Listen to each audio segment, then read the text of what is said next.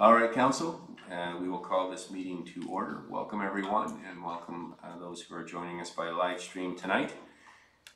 Today we acknowledge that this meeting is taking place on the traditional territory of the Indigenous peoples of Turtle Island. We are thankful to share in the special spirit of this place, rich in the energy of Mother Earth, our ancestors, and the love of all creation. The Deputy Mayor is under the weather tonight, so I will look for the motion to adopt the agenda, and would that be you, Councillor McLeod? It is. Be it resolved that the content of the Council agenda for April 8th, 2019 be adopted as presented. That is moved by myself and seconded by Councillor Madigan. Thank you very much. I will call the vote then. All in favor? It's carried unanimously. Declarations of pecuniary interest in the general nature thereof. Anyone have a declaration? Councillor Jeffrey. Thank you, Mayor Saunderson. With respect to PRC 2019-07, I have a conflict of interest under the Code of Conduct as Vice Chair of Home Horizon, one of the recommended recipients of the grant funds. And I'd ask if we could sever Home Horizon's recommendation out. I would like to vote on the rest. We will do that. Remind me when we get there. Yeah, I will. Thank you. Councillor Doherty, do you have your hand up? Yes, I did, Your Worship, and I also will declare a conflict in regard to the same staff report. One of the applicants is the Blue Mountain Watershed Trust Foundation. I am a member of the Board of Directors of Blue Mountain Watershed Trust. So it's your request the same then, that we highlight that out of the motion? That would be great, thank you. Councillor Hamlin. Just to follow suit, I have a conflict with the same item, and the reason is I'm on the board of the Blue Mountain Foundation for the Arts. All right, so when we get there, we'll be pulling out the Blue Mountain Foundation for the Arts, Home Horizons, and the we'll always name the Watershed Trust. Yes, and then we'll vote on those separately so that each of you can recuse yourself. Adoption of minutes from the regular meeting of March 25, 2019. Who would have that? I have that, Your Worship. Councillor Coney. Moved by me, seconded by Councillor McLeod. Be it resolved that the minutes of the council meeting held March 25th, 2019 be approved as presented.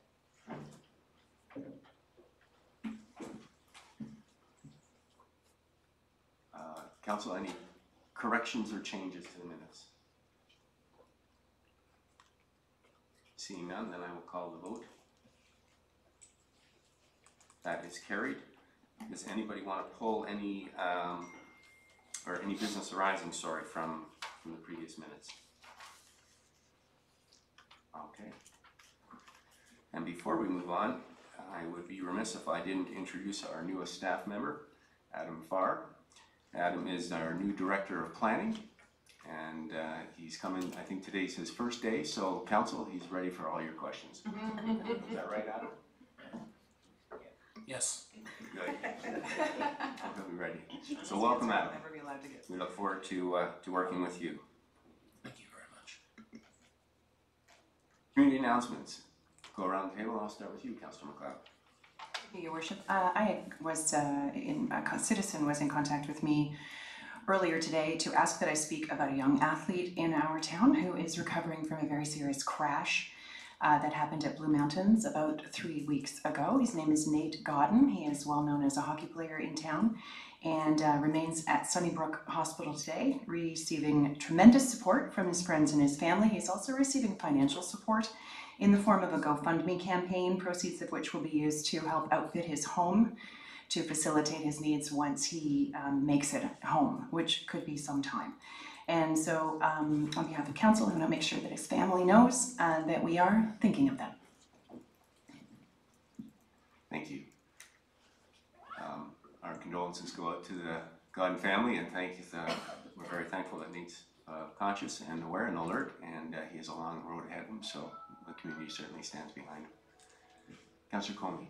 Thank you. I'll just remind anyone that's applicable to that the Collingwood Downtown BIA is hosting its annual general membership meeting this Thursday. Social begins at 5:30, the meeting begins at 6:30, and that's at the Temple Building Banquet Hall. Thank you. Thank you, Councillor Conley. Councillor Madigan. Thank you, Mayor Saunderson. Monday, May 13th, Collingwood Barbershop is having their 5th annual cut-a-thon. They give 100% of the proceeds, and that's starting at 9 a.m. to 3 p.m. and it's going to Hospice Georgian Triangle this year. Over the last 4 years, I believe they raised an average of about $1,100 a year. So obviously this poof needs a haircut, so I will be there that day, thank you, with my people, doing my hair. But yeah, it's just a great cause, and if you need a haircut, it's a minimum $20 donation, but that's usually what haircuts cost, and that is right behind the Rock Shop in downtown Collingwood. Are you gonna get a shave as well? Because I'll donate to that. Done. Okay, Done. we're in. Done. Done. Okay. Councillor Doherty. Thank you very much, Your Worship. I attended the Ontario Bike Summit last week, Monday and Tuesday, and I will provide council with a short report under other business tonight. Quick congratulations to the Collingwood YMCA for their very, very successful move to give on Saturday.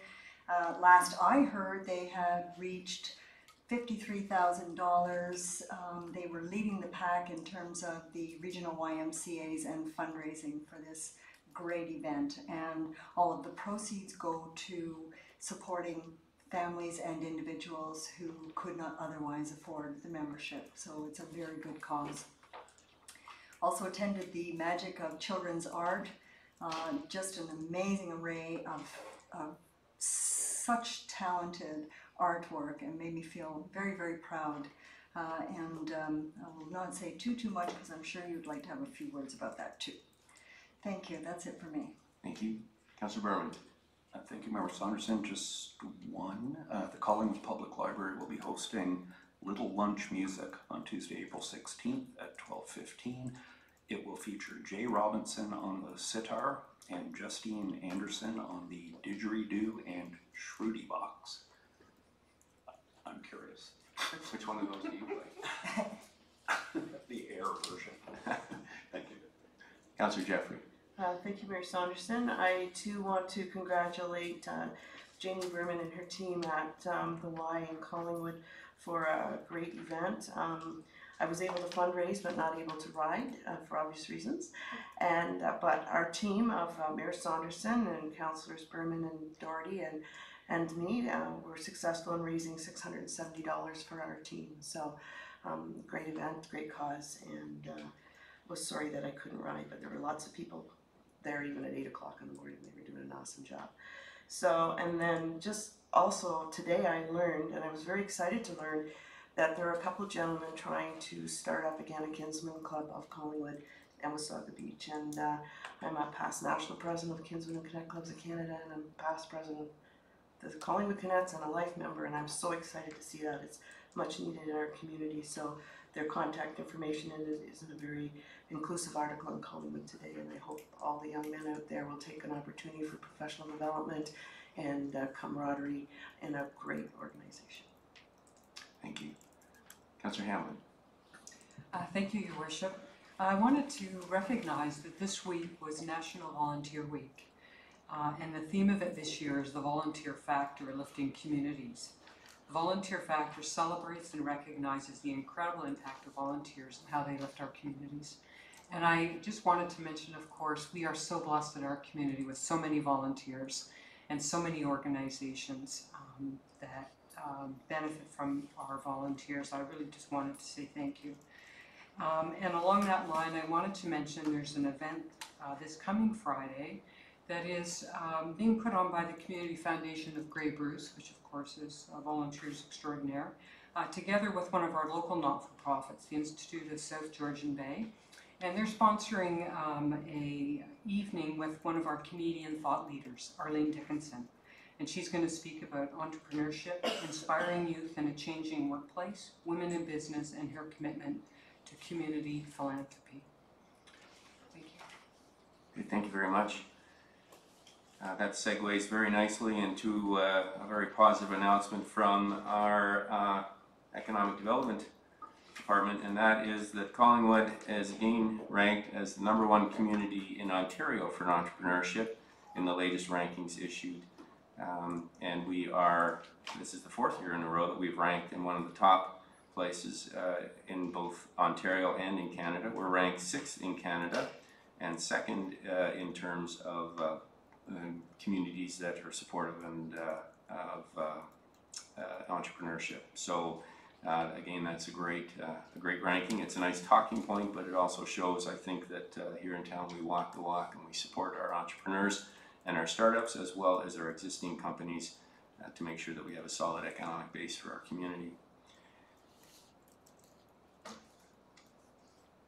The second announcement I'd like to make, just dealing on the economic development front, is that we will be holding an ECDEV 101 workshop this Wednesday morning. The Ontario Ministry of Agriculture, Food and Rural Affairs is hosting a number of free interactive community economic development workshops to help new councils, committees and interested partners and the public to learn about the basics of economic development. Anyone who's interested in coming to the workshop, which runs from 9:30 a.m. to noon, should contact the Business Development Center at 705-445-8441. And picking up just quickly on the Y announcements, the numbers, final numbers I got in from our local director, Lucia Parmesan, is that $130,000 were raised across the county, which was $30,000 over their target, $56,000 of which came from Collingwood, and that made us the largest regional municipality, but also I think the second only behind the City of Toronto. So that's a fantastic outcome, and as Councillor Doherty pointed out, that those funds are used to assist 1 in 5 members of the Y who required financial assistance to reap the benefits of the Y and its exceptional programming. And the Y has been a long-standing partner of our community, making sure that there's inclusive, accessible, and equitable access to healthy living in our community. So we thank them very much for that, and we recognize our community for its great output on Saturday. As well, on Saturday there was the Magic of Children in the Arts, and I'd like to give a shout out to Laurie McDonald and her cast of volunteers. This was their 25th year that they've been doing this, and it was a spectacular event. There were over 1,500 entries, and if you noticed from the judging panels, the judges were very busy making sure that all the incredible pieces were recognized, and so it was certainly a wonderful afternoon at the library. On Wednesday, April 3rd, I was honored to take part in the We Day X presentations at CCI. It was a spectacular day. There was an afternoon session. They had 500 grade 7 and 8 students from across town, and in the evening they had CCI students and parents, and there was very many exceptional speakers, young and old, and so it was marvelous to be part of that, and that was entirely student driven. So a shout out to all the members of the committee at CCI for setting up such a successful day. And I think that brings me to my last announcement. Councillor Hamlin mentioned it's National Volunteer Week, and we want to thank all the volunteers that sit on town committees and boards for their exceptional work. We would not be able to provide the services to our community that we do without them, as well as a much larger volunteer base in our community from minor sports and the arts. We really are blessed to have such an incredible volunteer base in our community, and so we recognize and salute them this week. With that said, we'll move on. Deputations, we have none tonight, and so we will get to the consent agenda. Who would have that? Councillor Madigan. Thank you, Mayor Saunderson. Just a heads up, I believe I have the majority of everything tonight, so just consistently look this way. Moved by myself, seconded by Councillor Berman, be it resolved that the general consent agenda, having been given due consideration by council, be received. 7.1 through 7.5. 7.1 is a proclamation that April 1st to April 30th as a Dig Safe Month in Collingwood. 7.2, Elda Sage Letter of Support for Elvis Festival. 7.3, Ministry of Municipal Affairs and Housing News, Ontario invites public presentations on regional government review. 7.4, Dun Capital Corporation re Collingwood Holiday Inn Express and Suites request for a partial deferral of Town of Collingwood development charges. There is a motion prepared. 7.5, Minister of Infrastructure and Communities regarding the additional $2.2 billion added to the gas tax fund. Thank you, Councillor Madigan. I will first call the vote and then I'll ask for any items people would like to pull. So on the consent agenda, all in favor? That is passed unanimously. Council, any items to pull? Councillor Madigan? As I had mentioned, 7.4 was, there is a motion prepared, so. Okay. Councillor Hamlin? 7.5. All right. Councillor Jeffrey? 7.1 and 7.3, just to highlight, Your Worship. Okay.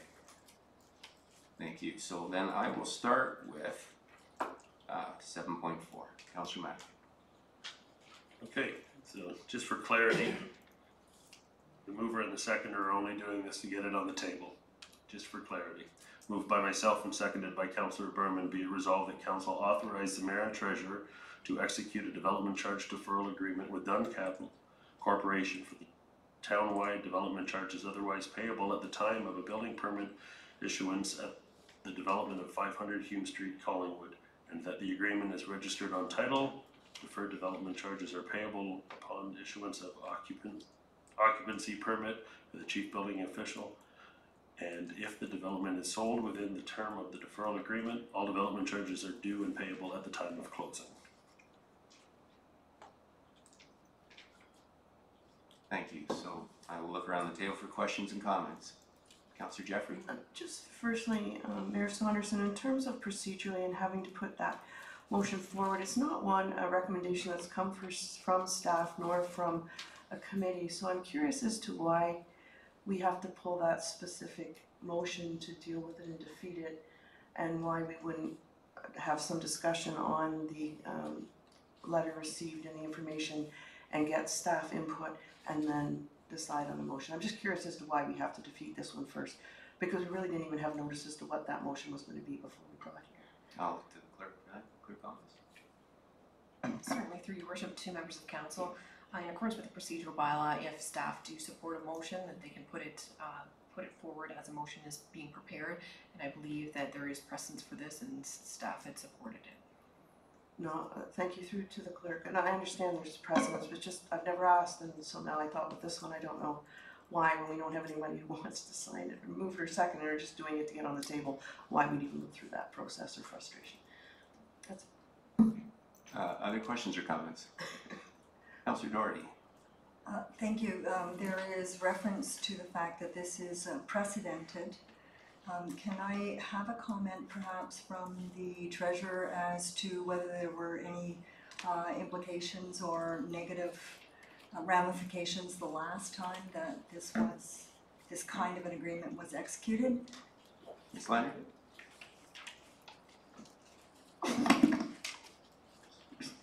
Through you, your worship, no, the similar procedure was followed, that a letter came to council, and the representative, Mr. Finbo, actually came and presented the request for that, and it was a partial 50% of the townwide development charges for a 5-year period.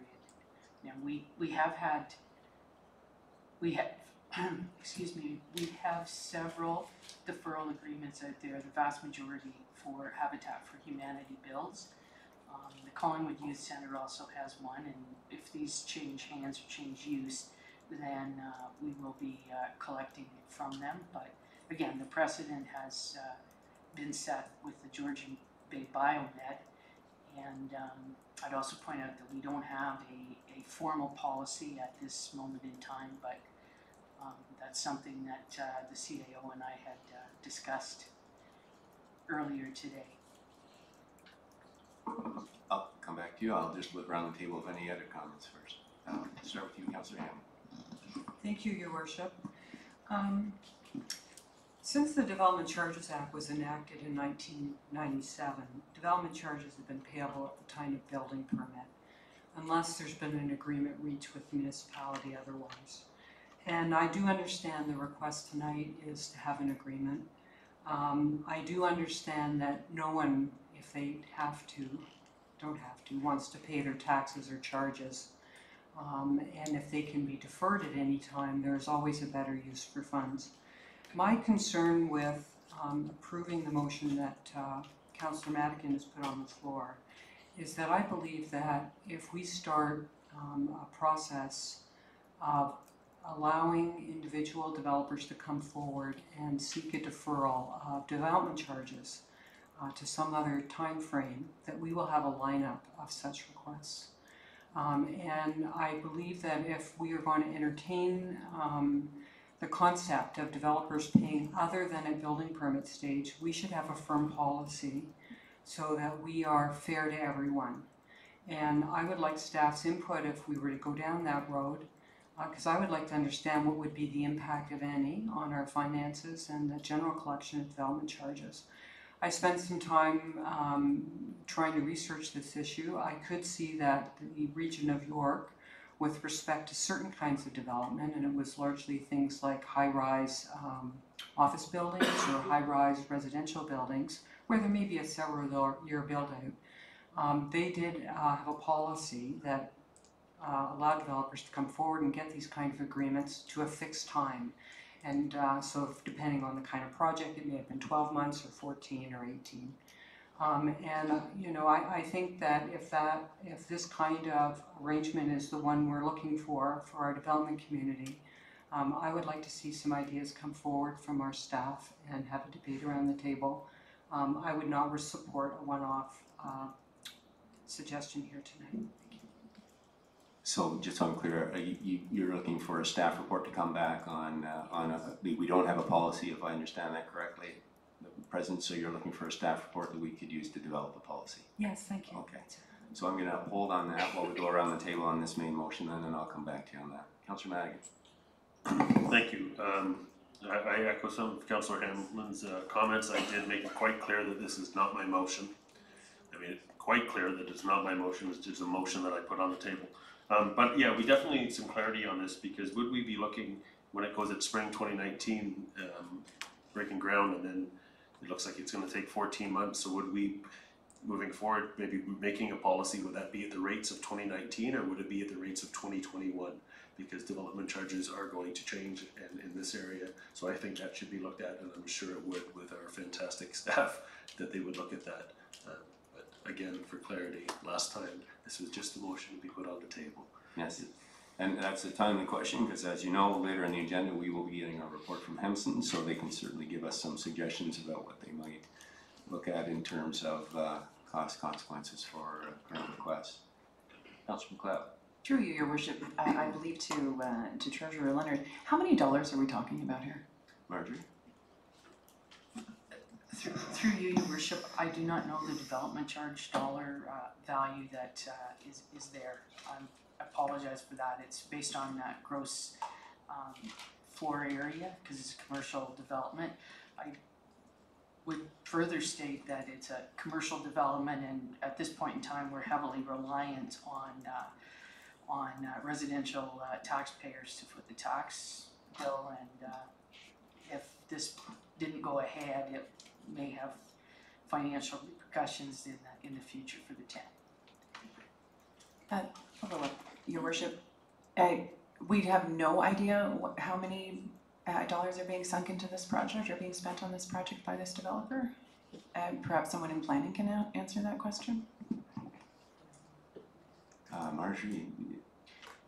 To Your Worship, no, I don't know what the gross floor area is, because this would be a non-residential building. Okay, I see our recently retired director for our behind the podium. Nancy, would you be able to shed any light on this? I'm sorry, Your Worship, I cannot tell you what the total DCs are off the top of my head. Okay. Sorry about that. Well, then that wrecks my next question, which is how many dollars in interest are we talking about during the 14 months that it would be sitting there? So that. Okay, let's save that thought. So then, Marjorie's got her hand up. Marjorie? Through Your Worship, in the past, the agreements that we have put in place, in particular with the Georgian Bay Biomed, we have not included a provision for interest. We have included an LC requirement and register on title. I believe that is the precedent that we should be looking at. It should be a policy that we would write would be done on a go-forward basis, and this request should be looked at on its own merit. So just for clarification, Marjorie, you said that the last deferral application was an LC a requirement? Through you, yes, there was a requirement for an LC in the dollar amount of the development charges. So that has been done in the past? That particular condition has been placed in the agreement, Yes. Okay. It's not. So I think there was a couple other questions, and I'll go first to you, Councillor Jeffrey. Thank you, Mayor Saunderson. So my colleagues have brought up the questions I sent yesterday morning, because I thought it would have been helpful to know what staff recommended while we were processing this over the weekend.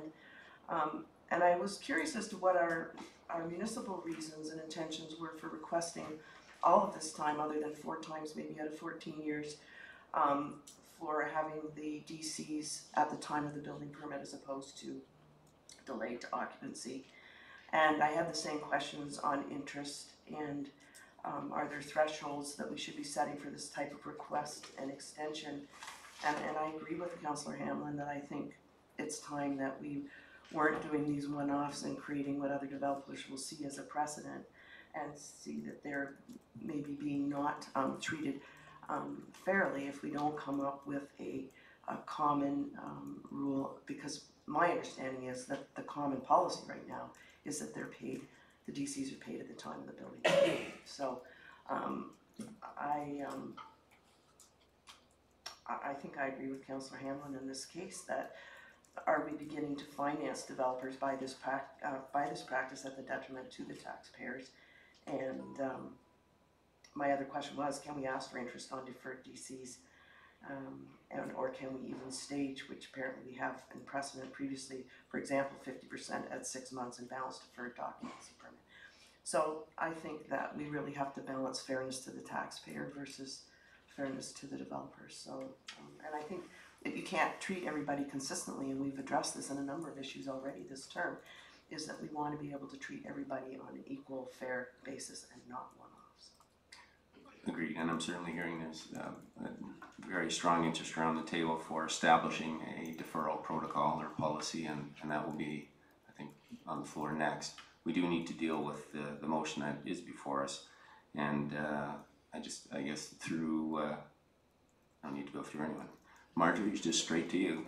I'm wondering if the staff would recommend that it include provision for an LC on this request, so that there is a level of comfort and it is being treated consistently with the last request. Through your worship, if that is the wish of council, it certainly can be a condition of the agreement. You dodged my question just a tiny bit there, Marjorie. I was asking if that's a recommendation, since what we have before us is a staff recommendation. So I guess what I'm looking for is to see if this might be a friendly amendment. Through your worship, I would have no problems with adding that provision to the agreement. Is that a better answer? That's a better answer, thank you. Then I'm going to look to Councillor Madigan and the seconder, who was Councillor Berman, to see if you would consent to that friendly amendment being added to the motion that's currently on the floor, which is to authorize the deferral and the registration of a deferral agreement. That would be, and all charges would be due and payable I think at the occupancy permit was my recollection. And that would also be subject to the builder providing a letter of credit to the town.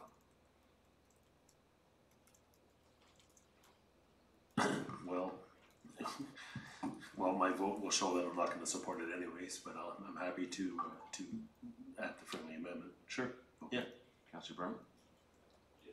Okay. Any questions and comments then on the amendment? Councillor Doherty?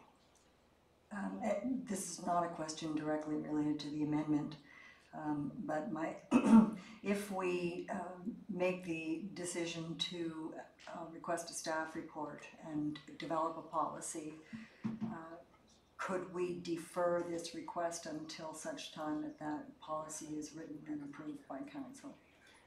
Well, I think that would have implications for the developer, who probably want to get going on this, but I will look to Marjorie. The question from Councillor Doherty was if we were to defer this decision on this motion and the deferral of the development fees charges until we developed our policy, is that a viable outcome?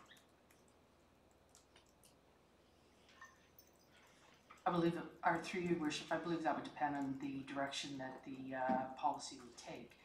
this request has come in before a policy has been written, established, and approved by council, so it may not be applicable in that manner. Okay. Well, I think we've had good discussion around the table, unless there's, Councillor Jeffrey, you're looking pained. I am What do you have thinking, to say? because I want to know what's the difference between the developer having to put a letter of credit on in terms of the financing plan, because the letter of credit by its very nature suggests that that's coming into their financial plan in terms of the letter of credit versus just paying it. Is it just having to make room for it in terms of security as opposed to actually having to give us the cash? Doesn't it still impact their financial plan? I'm just curious to know. I guess, Marjorie, what's the difference between a line of credit and actually posting Letter of credit. the, Through you, your worship, through you, your worship, the letter of credit would eat into their, there's several kinds, but the most prominent one would reduce the amount of total borrowing that they could have. It would be similar to us taking out a debenture, having it reduce our future borrowing limit, but all they would have to pay on that is the interest for the length of time that they had the LC outstanding, and if they didn't draw on it, there'd be no excessive charges to them. okay, that answers. Thank All you. right. So then I'm going to call the vote on the motion with the amendment. All in favor? Just voting on the amendment, Mayor Saunderson? Well, I was including the amendment. Do you need to Or separate what was that? the friendly one? They've agreed. It's a friendly amendment, so we've incorporated in the actual motion. Oh. So we're voting on the motion to grant the deferral of the development charge on the terms as set out, together with the requirement that the developer post a letter of credit until such time as the development charges are paid. That's clear then. All in favor? Opposed? That is defeated. Then moving back to Councillor Hamlin's initial comments. You wanted to put a motion for a staff report on the table. Do we have a seconder for that? Councillor Jeffrey. I think we've had good comments on that, so all in favor? That is carried unanimously. Okay.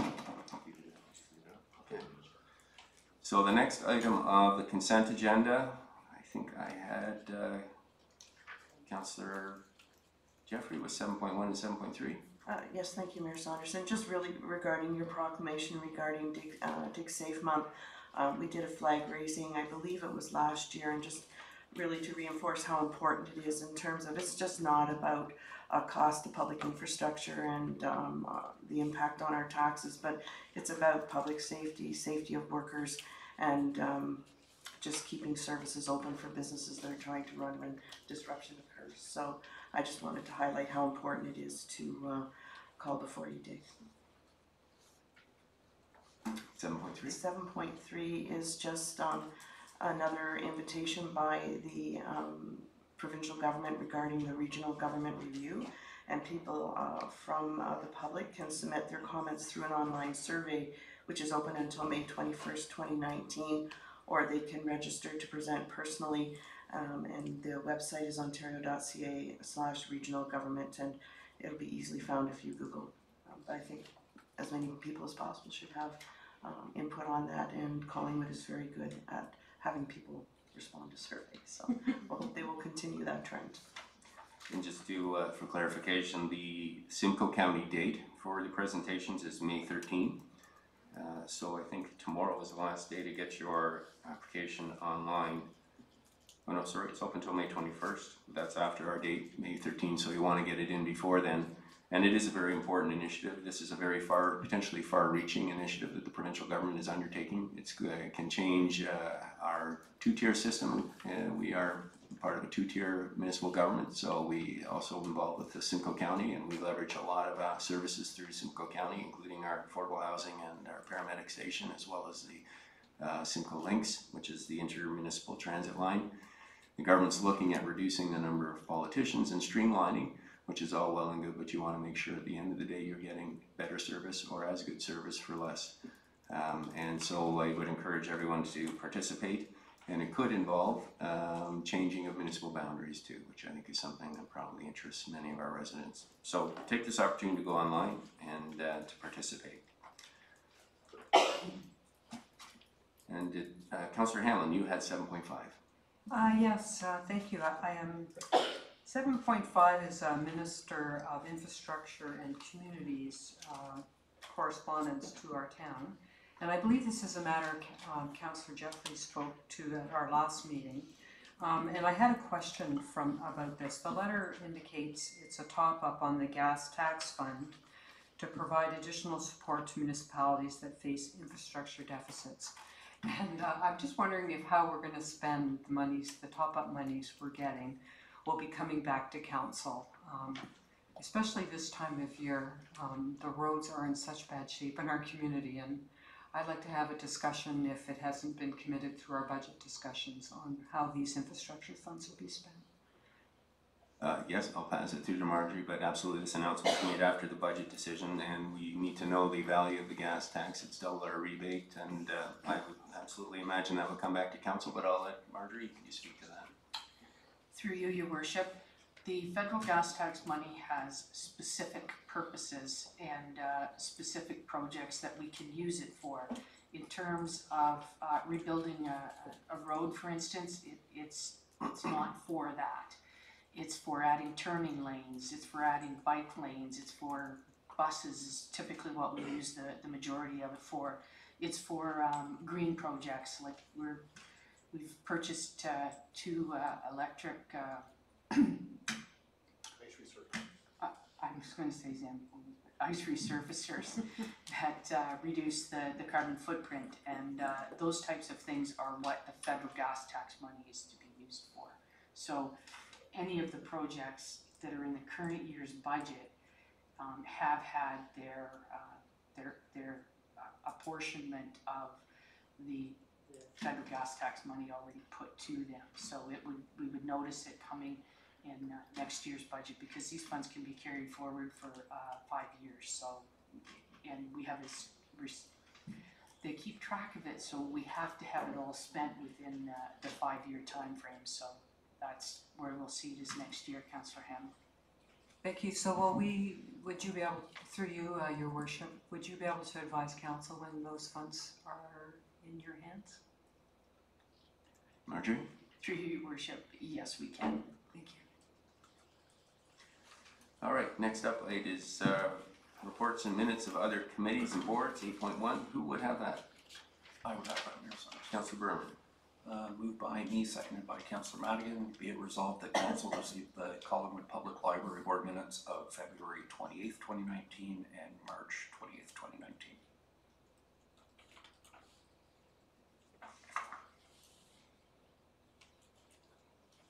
Council, any questions or comments on the minutes? I will call the vote then. All in favor? That is passed unanimously. Next, we are on to Corporate and Community Services. Councillor Madigan, you're on. Thank you. Moved by myself, seconded by Councillor Berman. Be it resolved that council approve the following advisory committee minutes, including the recommendations contained therein. Collingwood Downtown BIA Board of Management minutes, February 14th and March 14th, 2019. Museum Advisory Committee minutes, February 21st and March 21st, 2019. And Trails Advisory Committee minutes, February 14th and March 14th, 2019.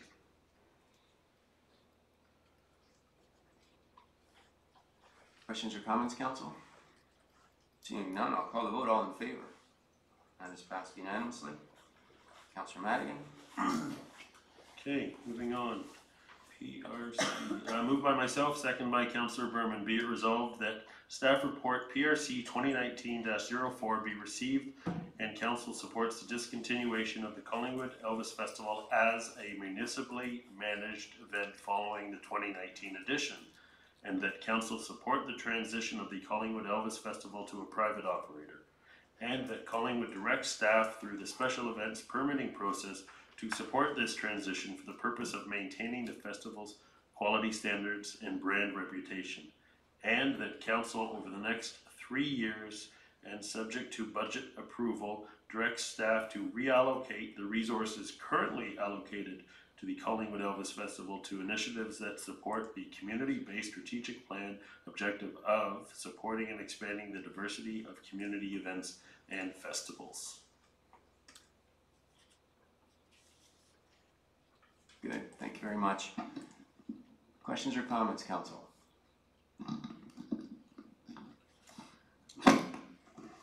Councilor Jeffrey. Thank you, Mayor Saunderson. I guess,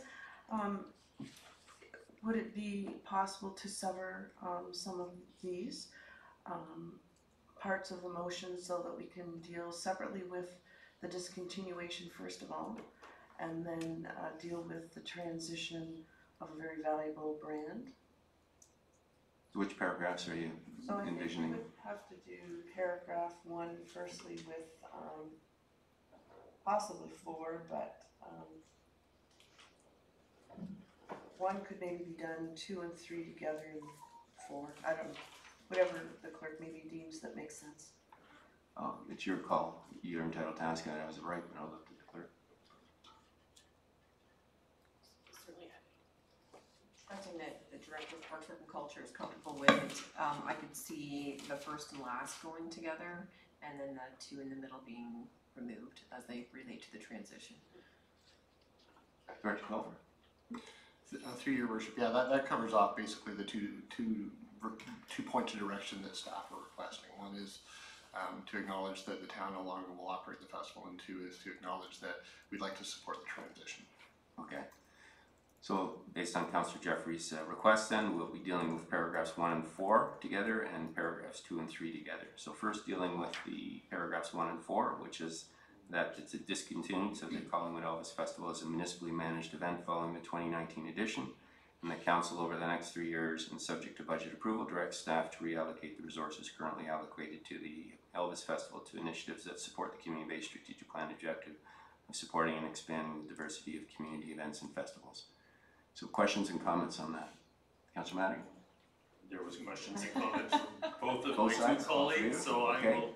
We'll start with Councillor McLeod then. I would like to further sever those 2 as well and have 4 separate conversations here. Okay, so now we're severing all 4. So dealing first then just with the idea of discontinuing the Elvis Festival as a municipally managed event following the 2019 edition. Yes. Okay. So on the first item only, comments, Councillor Berman. I'm just going to ask for a recorded vote, please, on the first part. First one only. Okay then. Any other questions or comments? Well, before I call the vote, I just want to say whatever the outcome, we certainly appreciate all the hard work of our staff over the years and those that founded the festival, and in particular Rosemary O'Brien. It will be after this year 25 great years. It's been a great festival and it's contributed a lot to our local economy and culture. And so with that said, I will turn it over to the clerk to call the vote. Well, certainly a recorded vote has been requested. All those in favor of the motion, please rise. Thank you. May be seated. Carried unanimous. All right, then I'm going to drop down to the 4th paragraph because that was initially severed off and the second 2 and 3 go together. So dealing with the 4th paragraph then, about asking staff over the next 3 years, subject to budget approval, to reallocate resources from the Elvis Festival to support the community-based strategic plan. Questions or comments? I have a comment. Councillor McLeod. And perhaps a question as well. One of the long pieces of conversation that we had at the community and corporate services meeting was regarding how many dollars and what kind of resources were allocated to this festival in each of the last 25 years. And the number that I believe I remember was $50,000 in cash on average. And thank you very much through your worship to Director Culver for the hard work that you did putting together the rough estimate of how many staff hours have been put into it. I would rather, and I'm not entirely sure how this goes, so that's why it's a comment and not a question.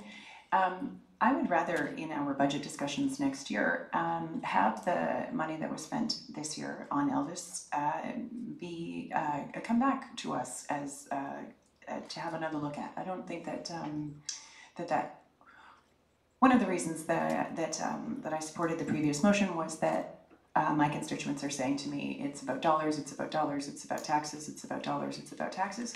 And I think that this council should be the one making those decisions, and we shouldn't just be absorbing that $50,000 back into the PRC budget. I think that it should be a conscious choice. So I'm not entirely sure what happens now. That is the opinion that I would like to express. Okay, I see the councillor, Director Culver would like to say a few words. Dean. Yeah, through you, Your Worship, I would like to make clear that that was actually entirely our intention regardless, that we would be bringing concepts in the new budget that council would approve or not, depending on, you know, exactly your comfort level with spending. So I didn't want, I hope it wasn't that this was received as taking those dollars and automatically assuming them spent in 2020. Right? That's exactly what I assumed. So my apologies for that. And just to be clear, so when the words subject to budget approval, that was your intent that these monies would then come back to council in a proposal that would then be approved as part of the budgeting process? Okay, does that all clarify? Thank you, I am mollified. Good. Any other questions or comments then? Seeing none, I'll call the vote. All in favor of paragraph 4? And that is carried. Opposed? I was mollified and now I'm no longer. What this paragraph says is that direct staff to reallocate the resources currently allocated to the Elvis Festival to initiatives that support the strategic-based community plan. So that does not suggest that these monies will be separated out in next year's budget. It says that we're going to keep spending them. Yes. So, CAO? Through your worship, I agree with Councillor that we should amend the recommendation to say that these monies will be part of the 2020 budget discussions. The way this recommendation is worded, that money will be absorbed by festival within PRC budget. Okay, so the subject of budget approval, in any event, Clerk Thomas, what do we need to do then, since I just called the vote on the matter? So the clarification on what the motion is, so.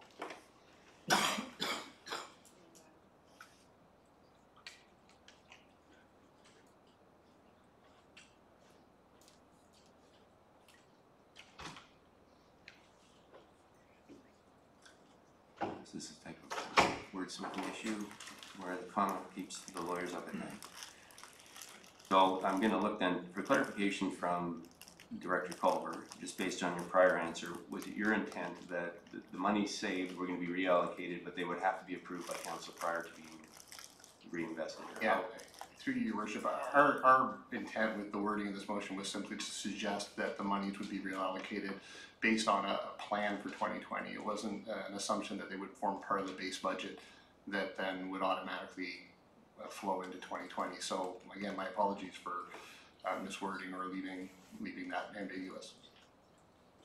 Okay, so then we need to wordsmith this then, so to make that clear, and you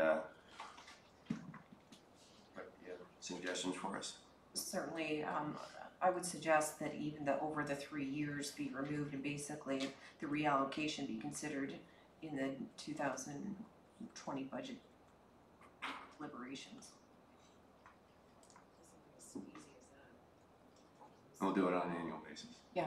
Okay. My goal here is to be able to say to our constituents, we didn't spend this, and we're going to make a conscious and deliberate choice about where we're spending this in the future. No, it's point well taken, and I think we're on the same page. We're just trying to make sure the wording says that. Terrific, thank you. So if you can read the wording to us, clear.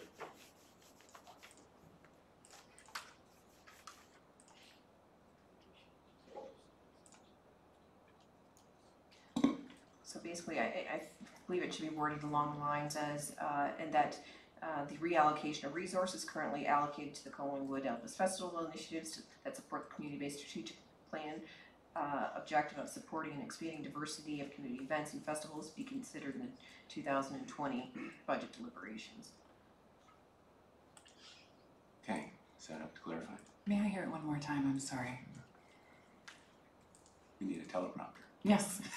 So basically remove the requirement to consider it for 3 years, and any allocation of the resources that support the community-based strategic plan objectives would be presented in the 2020 budget deliberations. Thank you. I truly am mollified this time. All right, well, that said, we're all seem to be on the same page then, modification or not. So I'm gonna call the vote, all in favor. That is carried unanimously. So then dealing with paragraph 2, which reads, and that council supports the transition of the Collingwood Elvis Festival to a private operator. Questions or comments, council? Councilor Madigan. Thank you. It's really hard after 25 years. We had a fantastic group of people that came out, and after 25 years investing in our community and this community getting behind this and spending tax dollars, I think the unsolicited proposal kind of came at us sideways, because we didn't, hence the key word unsolicited, we didn't ask for it. So just to hand something off that I believe has massive value, even though we don't own the Elvis brand, but we still own the streets and the lights and the parking lots that it would be held in, I think this needs to be more clear than not just reading and we support the transition to a private operator. I believe this is such a major event. We learned at the committee level that this is recognizable worldwide, that I believe that when we would hand this off, we want to make sure that the people were qualified to run a festival of that size. And it was proven in year 3 and 4 that a small committee was not. And that's why the town got involved and made it flourish for the next 22 years. So that it's just kind of too wide open for me. And looking at the nodding of the heads of my colleagues, I believe that they support that. So would you like to request a deferral? yes, Okay. thank you. And It's well said. Good. Thank you. And I will not get a seconder yet, just so we can have discussion on it, and then I will look for a seconder on the deferral. Any other questions or comments, council? Councillor Jeffrey. Thank you, Mayor Saunderson. So I agree with Councillor Madigan that this is a very valuable brand. There is an Elvis brand, but there is also a Collingwood brand. It's a very distinct one.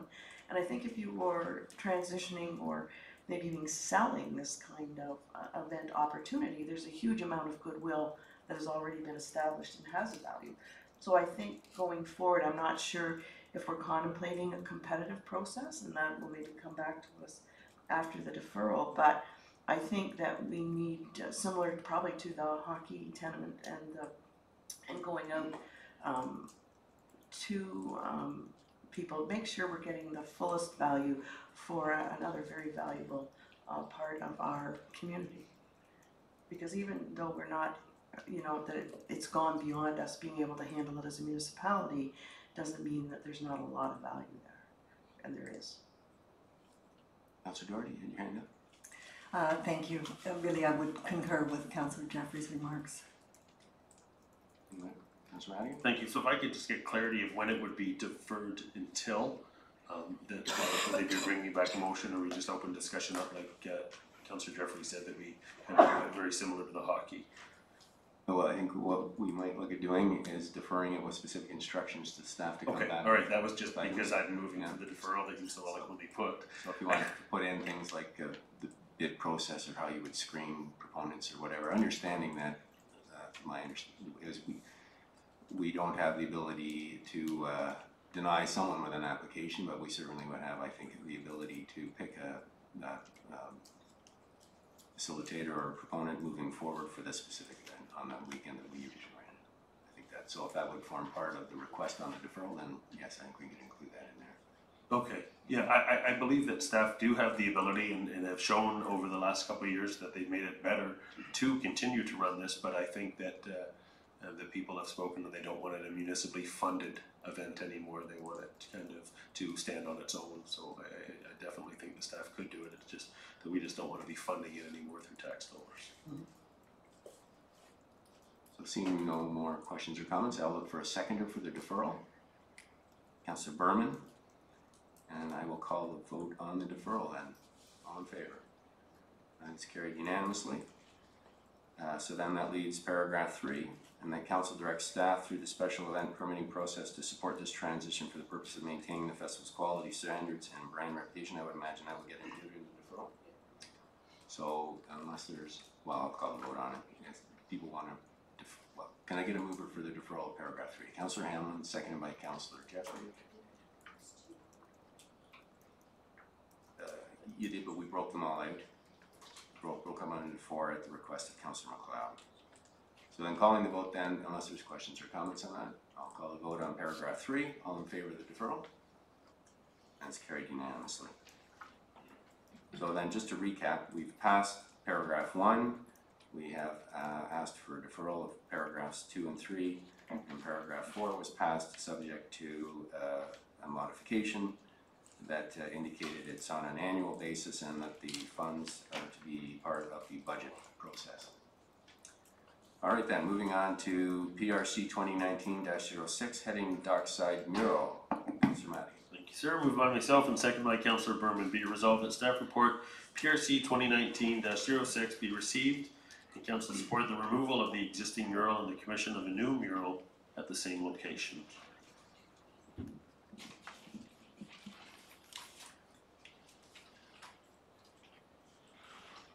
Questions or comments, Council? Councillor Doherty. Thank you very much, Your Worship. Through you to Director Culver, what will happen with the existing mural?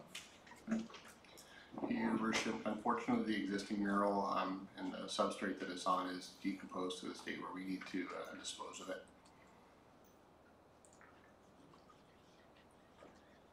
It's unfortunate. It's very unfortunate. Very iconic mural. It is.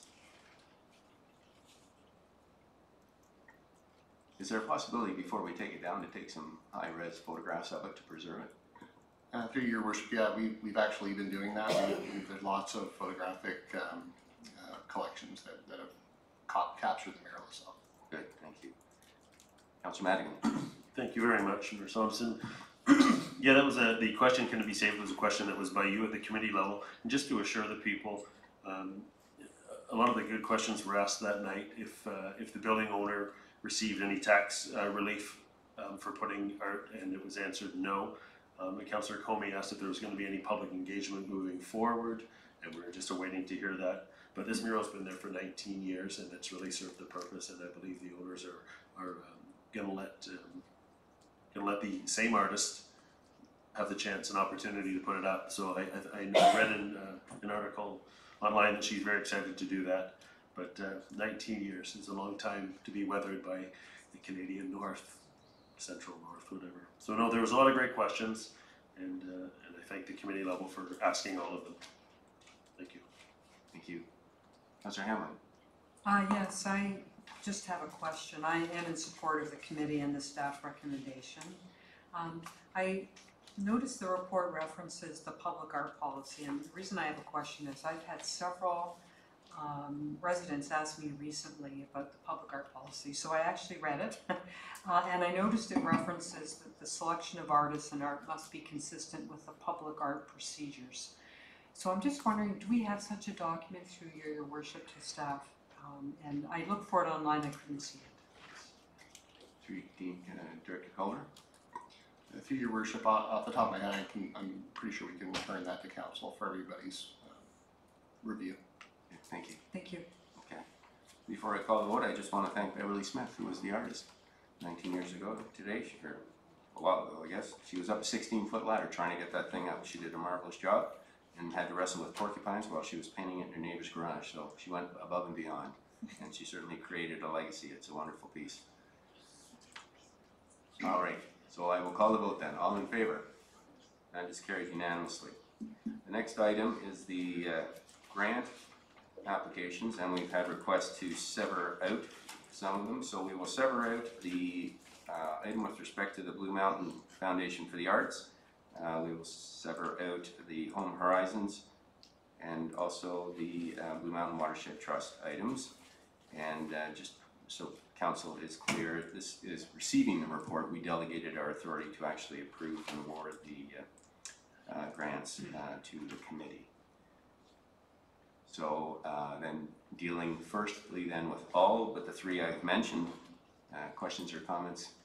Well, actually, Councillor Madigan, I gotta give this to you, don't it? Yeah. Go ahead. Thanks. Moved by myself, seconded by Councillor Berman, be it resolved that staff report PRC 2019-07, the allocation of the 2019 Community Rec and Culture Grant Program be received. Yes. All right, thank you. Now we've got that in order. Calling then the items except for the three that we have separated out. Any questions or comments, council, before I call a vote? Seeing none, all in favor? That is passed unanimously. We'll start then, and I will, Councillor Jeffrey will deal with the Home Horizons.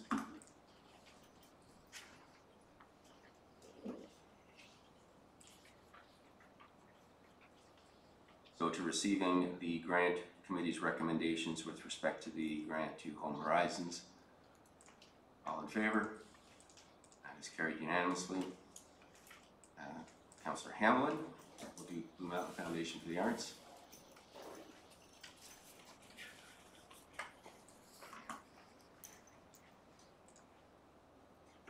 Receiving the grant submission for the Blue Mountain Foundation for the Arts. All in favor? And that is carried. And Councillor Doherty will deal with the Blue Mountain Watershed Trust.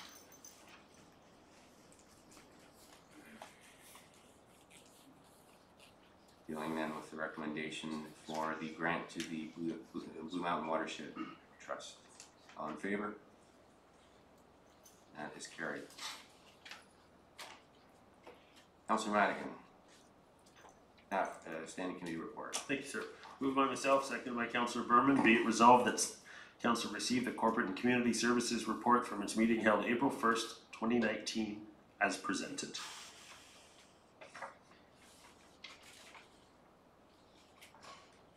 Councillor Madigan, anything you want to add before we call the vote? No, absolutely not. It was a good committee. We had a lot of great questions. We learned a lot about murals, Elvis, and money being given out to the applicant. So no, it was awesome. Well attended. Good. Council, any questions, comments? Seeing none, all in favor? That is carried unanimously. Staff reports, we have none. Motions, we have none. Bylaws, who would have the bylaws? Councillor Doherty. I have that, your worship. Moved by me and seconded by Councillor Jeffrey, be it resolved that bylaw number 2019-029, being a bylaw to authorize the execution of the Clearview Wastewater Management Agreement, be enacted and passed this 8th day of April 2019.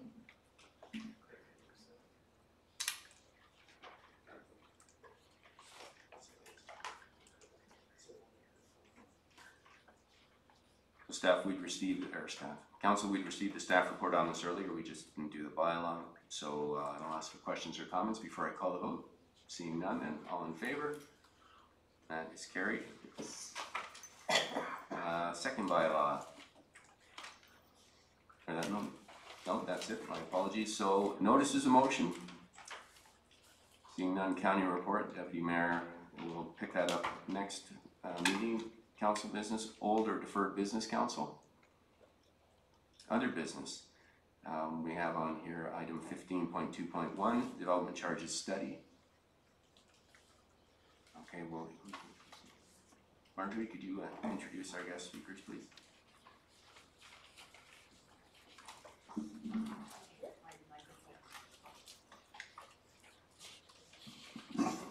To you, Worship. This year we went through the RFP process to identify a new development charge consultant, and we chose Hempson. And Jackie is here to educate all of you on development charges. Yes. Welcome, Jackie. Thank you very much. Excellent. So I'll just make sure I can. Perfect. Well, it's a pleasure to be before you this evening, your worship and members of council. I'm, as Marjorie mentioned, my name is Jackie Hall. I'm a consultant. I work for Hempson Consulting, and we've been retained to undertake the town's 2019 development charges background study. And really the intention of my presentation this evening, I'm going to keep it rather short. Development charges, as I'm sure you can appreciate, are quite complicated and challenging topics at times. So I'm going to keep the presentation relatively concise. We're going to talk a little bit about what DCs are and what your role is as members of council. We're going to discuss the DC's study process to date, and talk a little bit about our development forecast assumptions. So we have to look at various planning horizons for the purposes of calculating the charges. We're also going to chat about historic inventories and historic levels of services, and then chat about preliminary capital programs as well as next steps. Also here with me this evening is Alan Brownridge and Adam Tinlock from Tatham Engineering Limited. They just rebranded, so it's no longer CC Tatham, I believe. Yes. So they'll be available to answer any questions on the engineering works if we have any at this time.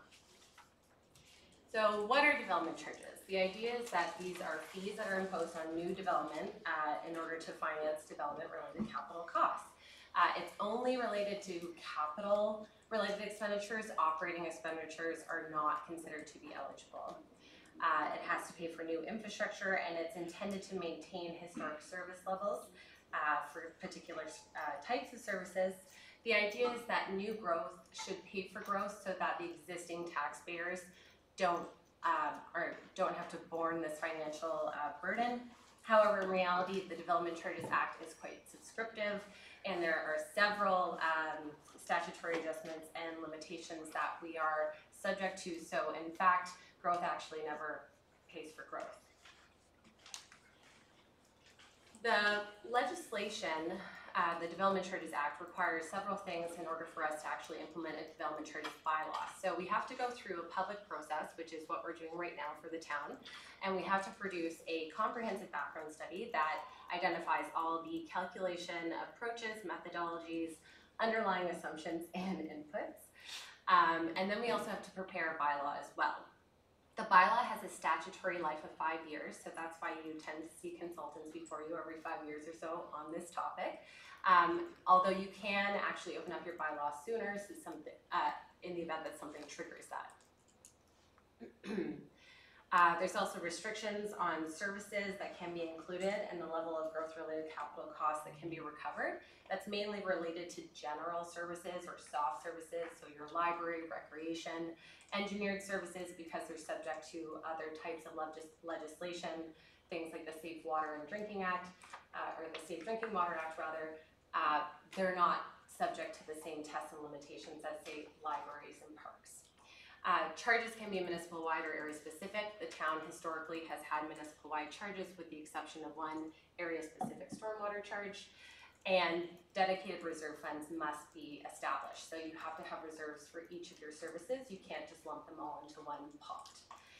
You can also enter into credit or front-ending agreements. Those are absolutely permitted, and I believe the town's entered into a few of those in the past. And those are just in the event a developer front-ends infrastructure in advance of the municipality doing so. So the legislation actually prohibits us from including or calculating rates for a number of services, and such services include cultural and entertainment facilities. So those are things like museums, theaters, and art galleries. That was something that came into effect back in 1997. Tourism facilities and convention centers, those are also out. Parkland acquisition, that's not permitted under the legislation. However, parkland improvements are. The reason why parkland acquisition in particular is excluded is because municipalities already have other revenue raising tools related to parkland. So that's parkland dedication or cash in lieu of parkland requirements. Hospitals, interestingly, those are ineligible, so you can't raise monies for the provision of hospitals. Headquarters for the general administration of the municipality, so i.e. town hall, that's not eligible. And then under the more recent amendments, which were done through Bill 73, landfill sites and solid waste incinerations are considered ineligible. However, waste collection is now eligible. And that's not really an issue here because waste is done at the county level. So this is a little bit of an intimidating schematic. I'm not going to get into it in too much detail, but basically this is what we're going to go through in order to arrive at your development charge rates. So we start with the development forecast, which really looks at the anticipated amount, type, and location of development across the municipality over a particular planning horizon.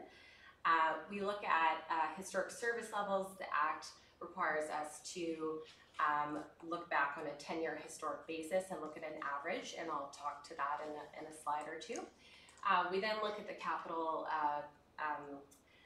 plan requirements, and we develop that in collaboration with staff, and then also look at various capital budget documents, master plans, etc. And then what you see, all those boxes in the middle there, those are all the adjustments that we actually have to take out of the rates and cannot be recovered for through the development charges. And I'll touch base on that in a couple of slides. Basically, after we adjust for all those ineligible costs, we get to what we call our DC recovery. And then we allocate that between the residential sector, so that's residential development based on unit types of singles, semis, rows, apartments. And then we have our non-residential development, which is typically based on a GFA format. So what is your role as council? So as part of this study process, we'll be asking you to give consideration to the use of area rating. This is a requirement of the legislation now. There is no, it's not prescribed on how consideration must be given. So what we typically do is in the report, we sat down with staff and we've looked at the various services and the delivery of each individual service, and we make an assessment as to whether or not it makes sense to have area rating. To be perfectly transparent and honest, area rating is quite a complicated thing to administer, and it oftentimes creates real challenges both for the municipality and the development industry, so it's not always a favorable approach to go. It makes sense for very specific infrastructure, say a wastewater plant that was treating a specific area in a municipality. However, that doesn't really seem to be the case here, so it's likely that we won't be recommending any sort of area rates for you guys. We're also going to be asking of you to adopt the capital forecast and what we call the increase in need for service attributed to development. So that's the development that's occurring over the planning horizons, which I will get to in a moment. And then also through your approval of the capital program, you're effectively expressing your intent to undertake the capital forecast. So this is all very stock language that's required through the legislation. This would have been done as part of your last background study as well. And then finally, you'll also be asked to approve the DC rates and policies as identified in the bylaw. So the town's current rate structure, you have a full range of services. We have general services, which include administration, library, airport, indoor and outdoor rec, etc. Protection services, if you hear me make that reference, that's in relation to fire and police. Roads and related, that also includes your public works fleet as well, so that's buildings and fleet. And then we also have water and wastewater services, so that's both linear and planned infrastructure. And the Act basically says that the general services, with the exception of transit now, have to be automatically discounted by 10%. So that has to be funded immediately by other revenue sources such as property taxes. You cannot use DCs to fund that. And the Act also limits us to various statutory maximum planning periods. So for general services from administration down to transit, we'll be using a 10-year planning period of 2019 to 2028. For your other services such as protection and engineered services, roads, water, and wastewater, we'll be going to a little bit of a longer planning period to 2031. This is just a schematic of your current rate structure. Really the one thing I just want you guys to take away from this is that the bulk of your rate is the engineered services, which is something that we see in most municipalities that have a full composition of services. And it's important because those are often those big ticket items like the water and wastewater treatment plants and also roads infrastructure as well. So if you look at the box at the bottom, about 75% of your rate is engineered, and the other 25% is those other services that I had kind of alluded to on the past slide. The rates that you see by unit type there, they vary based on the occupancy of the units. The reason why the singles and semis are higher than the apartment is because they have more people related to them. The Act requires us to create a nexus between the unit type and the demand for services that that unit creates. I always get asked if we can use GFA. It's a very, very tricky slope. The town of the Blue Mountains actually just moved away from that structure as part of their update that we just completed. The reason being is because increasingly under Ontario Municipal Board, or formerly Ontario Municipal Board rulings, it's now actually quite tricky to do that, and really the only thing that we can use is census data and occupancy of units. And that's basically come out of most of the board decisions as of late. So, bit of an interesting twist. Your non-residential rate structure, it's a little bit different. We're seeing it weighted more heavily to the engineered services, recognizing that non-residential uses don't put as high of a demand on things like library and administration as they do on the engineered services. So about 90% of the non-residential charge is attributed to your engineered services of roads, water, and wastewater. And your current rate for your non-residential charge, it's uniform and it's $68.78 per square meter. So just a quick overview of where we are in the study process. We've been busy working away with staff and also your engineering consultants to put together some capital programs to be before you this evening. Everything is in draft format, which is why we're just looking to have a bit of an information session with you guys and give you guys an opportunity to provide some preliminary comments. And then in late April, we'll be looking to actually calculate some draft rates and start preparing some sections of the study. We'll be coming back before you guys again to actually present the rates and talk about some more of the inputs. And that will be done before we actually release the study publicly and then have a statutory public meeting, which is all required as part of the process. And effectively, we're looking to pass a new bylaw in July in advance of your bylaw expiring. The development forecast, we'll be using the targets identified in your official plan largely, so a total population of approximately 33,000 people.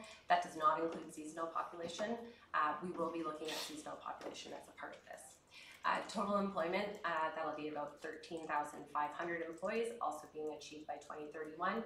We'll look at how realistic that is. We may want to slow that down a little bit, recognizing that if we overstate the non-res growth in particular, we may overstate what you can actually collect from that sector. We're looking at 2 planning periods, as I mentioned, 10 years for general services, 12 for engineered, so 2019 to 2028 and 2019 to 2031. And we're going to be updating the forecast to reflect new census data as well as building permits and unit applications. And we've been in dialogue with both finance and planning on some of those. So I just wanted to spend a couple of minutes and show you guys some preliminary historic service level analysis and funding envelope calculations. We are continuing to review these numbers with staff, but we did just want to give you an opportunity to kind of see what direction we are at as of today. So the Act limits the amount that we can actually recover for, and it has to be based on the average level of service on the preceding 10 years from when we start the background study. So we're looking at a period from 2009 to 2018. It's a very painstaking process, and your staff have done an excellent job of getting us lots of detailed information on this. So I greatly appreciate all the effort that they've put into that. And basically what we do is we take that historic average level of service, and you'll see I'll get to it on the next slide, but then we multiply it by the growth over the period. And it's a little bit interesting, but effectively it establishes what we call a maximum permissible funding envelope. And that funding envelope, if you think about it, is almost like a cap, or it's a restriction of how much we can actually recover for in the 10-year period. So on slide 13, what I've done is I've, looking at the services, I've expressed our 10-year average service level as $1 per capita or $1 per cap an employee, depending on the service and whether or not it benefits just residential or residential and non-residential. And then, so for example, we'll just take library. Your 10-year historic service level is $458 approximately per capita, so that's per person over the 2009 to 2018 period. And then we multiply that by your future growth, and that gives us a maximum permissible funding envelope. So under the test of the legislation, it effectively tells us we can't fund more than $4.26 million over the next 10 years for libraries. And then we're also subject to a 10% deduction from there. So the maximum permissible funding envelope that I'm showing there is actually already net of that 10%. So I won't spend too much time on this slide because I want to kind of get into some of the other matters, but that's just a very quick overview of how that calculation works. So capital programs, the preliminary draft capital programs, we have compiled in consultation with staff By and large, we've aligned it with the 2019 capital budget, although there have been some projects that we've been looking at, and perhaps the scope of work has changed a little bit, or we've just received some new information, so we're in the process of updating that. And Tatham Engineering has been working very diligently to prepare the engineered services capital programs for roads, sidewalks, related infrastructure, as well as water and wastewater. And they've been primarily working with the other engineering consultants on the water and wastewater master plan, if I'm not mistaken. Yeah. And so the capital costs that I'm going to show you, we've adjusted them based on all those filters and tests that are required by the legislation. So any sort of grants or subsidies, this also includes any shares of projects that are going to be funded from other municipalities. We have to net that out of your development charge calculation because we don't want to double count with any other sort of revenue source that you have. Replacement or benefit to existing shares. This is a bit of an interesting concept, but it is required by the legislation. The best example I can always think of is, say you have an existing fire station of 1,000 square feet. That would never exist, but humor me. That would be demolished and replaced with a larger fire station of 2,000 square feet. The incremental difference, the 1,000 square feet of net new fire space, that's all we can include in the rate calculation. We can include the existing facility because that's the benefit to the existing community. The rationale being the existing community's already paid for that. So you can't ask them to pay for it again. Or you can't ask new development to pay for something twice. 10% legislative discount, as I mentioned, that automatically comes off and has to be funded by non-DC sources for particular services.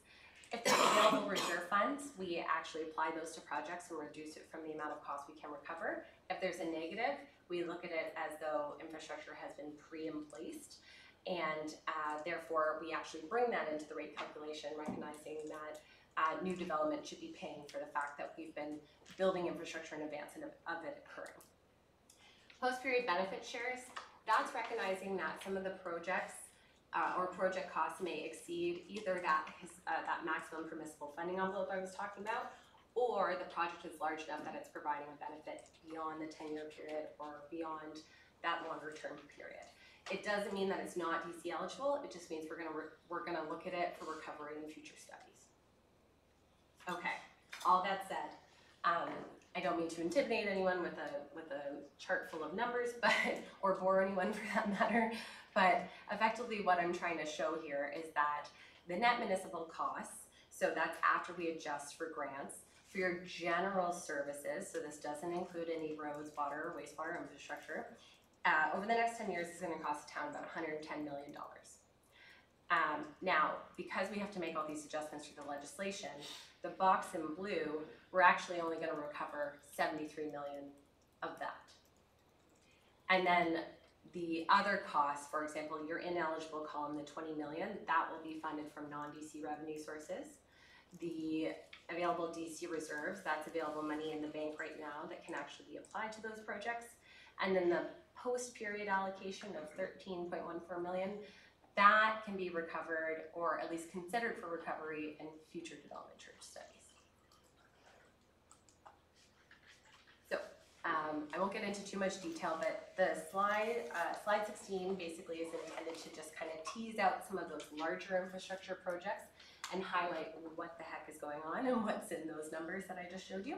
So for library, for example, we're including a cost of a new library. We're also continuing to pay for some debentures for the existing one that's in the town today.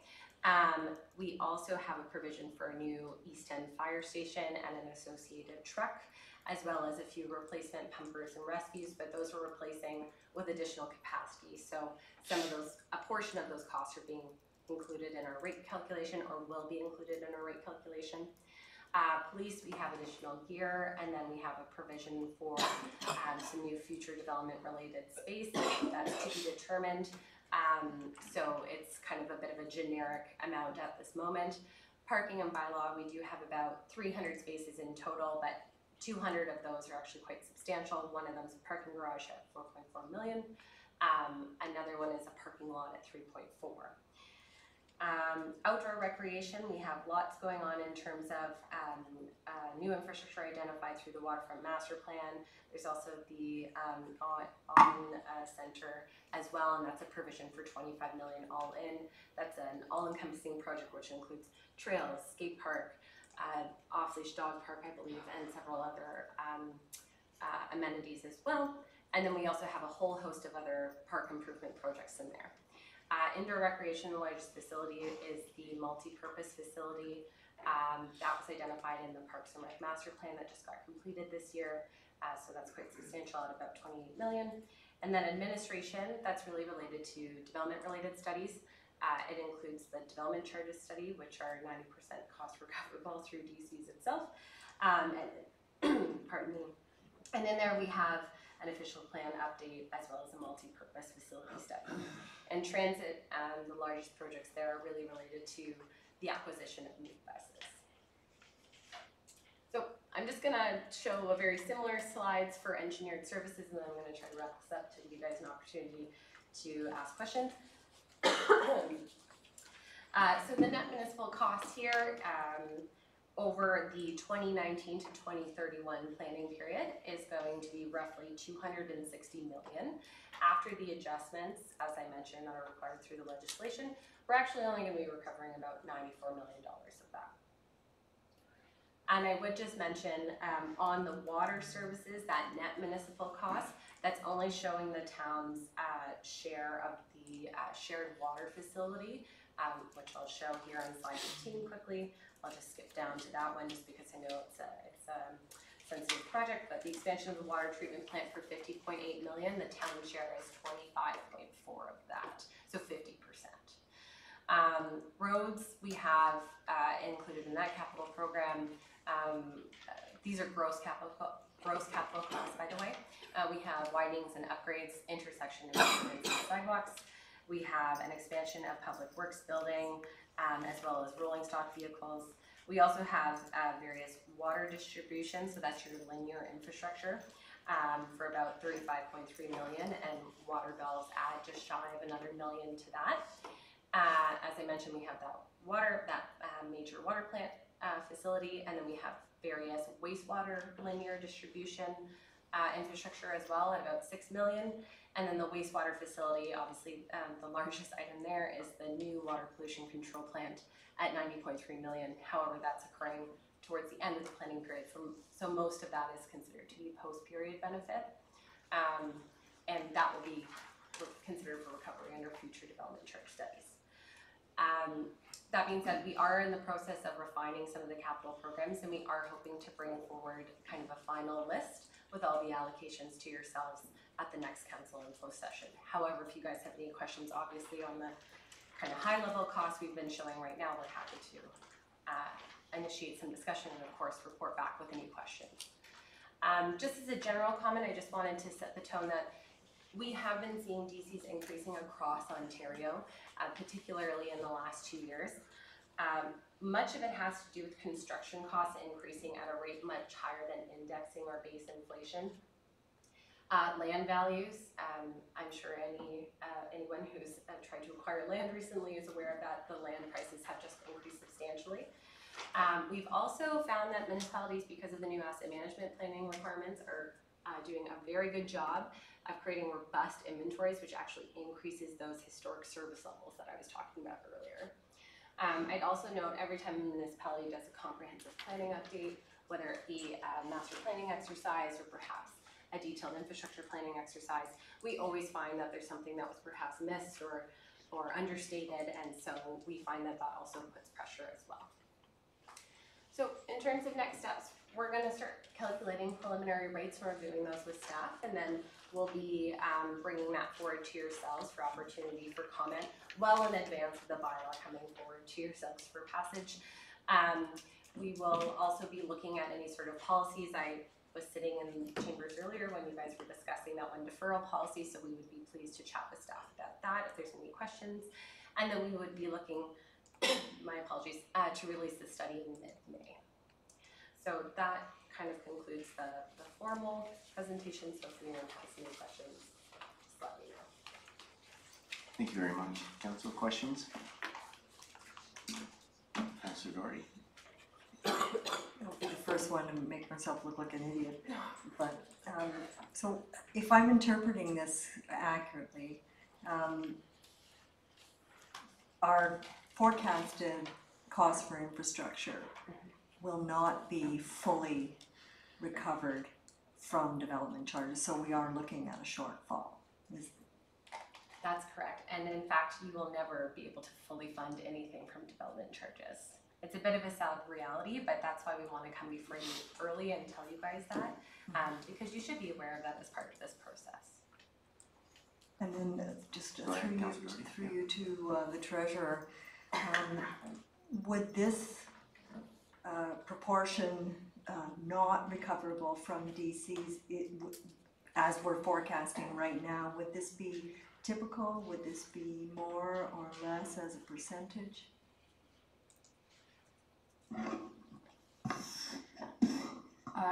Through you, Your Worship, in terms of this particular period, this development charge study, we have now hit the wall where we need the water and the wastewater treatment plant. In the past, we had a lot, I'm going to say, lower dollar amounts. We were, Hume Street was the biggest one at $11 million. When you add in a couple of $90 million and $80 million ones, it gets a little higher that we'll have to find internal funding for. So proportionately, this is a wider variance than what we normally see? Yes, it is. Okay, thanks. Okay. I think that I'm going to outdo you, Councillor Doherty, when it comes to looking like an idiot. Through you, Your Worship, to our presenter this morning, Ms. Hall, when are we getting our parking garage and our library and the rest of it that you're telling us that we're getting, that we've decided? Yes, through Your Worship. So the background study will identify timing. As part of our one-on-one discussions with staff, we've identified these projects and also associated timing with them. The parking garage and parking structure, the parking garage rather, I don't have the timing off the top of my head, but that will be coming forward. I believe that's actually in the capital budget as well, if I'm not mistaken. So there should be timing also identified in the budget. The new library facility, that's definitely in kind of the last 5 years of the 10-year period. But we'd be pleased to answer any questions if there was a specific concern with one of the timing assumptions there. Thank you. I think the news is we want to go with some of that because as these capital costs are incurred, that's what we get to charge our development charges on. So we want to make sure we include them in our appropriate horizon. Any other questions, Council? Councillor Hanlon. Thank you. Through you, Your Worship, I'm just wondering, I know that you've mentioned that the planning study period is either to 2028 or 2031. And my first question is, we're just going to be embarking in the next year on our official plan review. And we'll have to, have a look at that time, how much more development we're going to have. And we are likely, and I'm going to ask staff for a report later tonight, if I can get some support for it, to tell us where our population levels are currently and with what is out there that we know has been applied for. And I feel we might be bumping up against the maximum that the county has allocated to us right now for our period for the next 12 years. So there could be some things in flux for us over the next year as we try and decide, are we going to try and contain the growth to what's been allocated to us in terms of population? Or are we going to, we'll have to amend our the county official plan if we want to go beyond that. So I'm just wondering how that exercise would fit into your analysis. Yes, through Your Worship. I won't sugarcoat it. It has been probably one of the more challenging exercises of this, is putting together the development forecast. So part of the, I wouldn't say issue, but challenge would be the fact that the county hasn't updated their official plan to reflect Schedule 2 amendments to 2041, so we're still kind of bound by that 2031 forecast period. One thing that we've done is we've worked with staff, planning staff, to look at the known development applications, look at the rate of development that's been occurring, and we've tried to be conscious of that. So over the next couple of weeks, we're going to be having some dialogue and kind of diving into the analysis with them, making sure that there's that level of comfort. In terms of the bigger picture, however, say you go down the process of doing an official plan amendment, or the county comes in and establishes new targets for the town, there's nothing to stop the municipality from opening up its bylaw earlier than later, should it warrant a review. Sometimes we find in municipalities where there is rapid growth happening, it just makes sense to open up a bylaw a little bit earlier. So rather than doing it on a 5-year lifespan, you might look at it every 3 years. The idea being just to make sure that you're aligning with those development trends that are happening, and you're trying to be conscious of the infrastructure needs as well, making sure that you're putting that in the rate calculation, so that way you're capturing that from development. So I don't have an exact answer for you, but it would be something that should definitely be monitored throughout the process, starting now following the passage of the bylaw. And as a follow-up to that particular question, I know that you've mentioned that our current bylaw will expire this summer.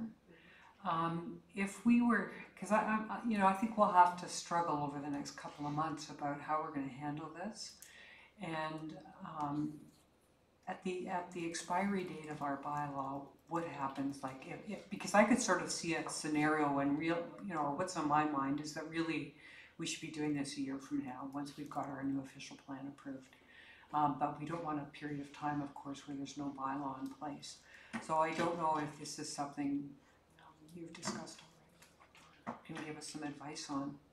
Yeah, through your worship. So the reason why we have to go through this process now is because the bylaw only has a life of 5 years. So as soon as it expires, you actually cannot collect development charges anymore unless you have a new bylaw enacted. So that's why we're going through this process now. In the event that, like I said, if an official plan amendment does happen, new allocations are given by the county, I know that typically does take some time, so it might kind of put you at that 3-year mark. There's nothing to say that, as I mentioned, you can't open it sooner. But we definitely have to go through this process now. Yeah. Okay. And my second question is, in terms of the service exclusions, you mentioned headquarters for general admin.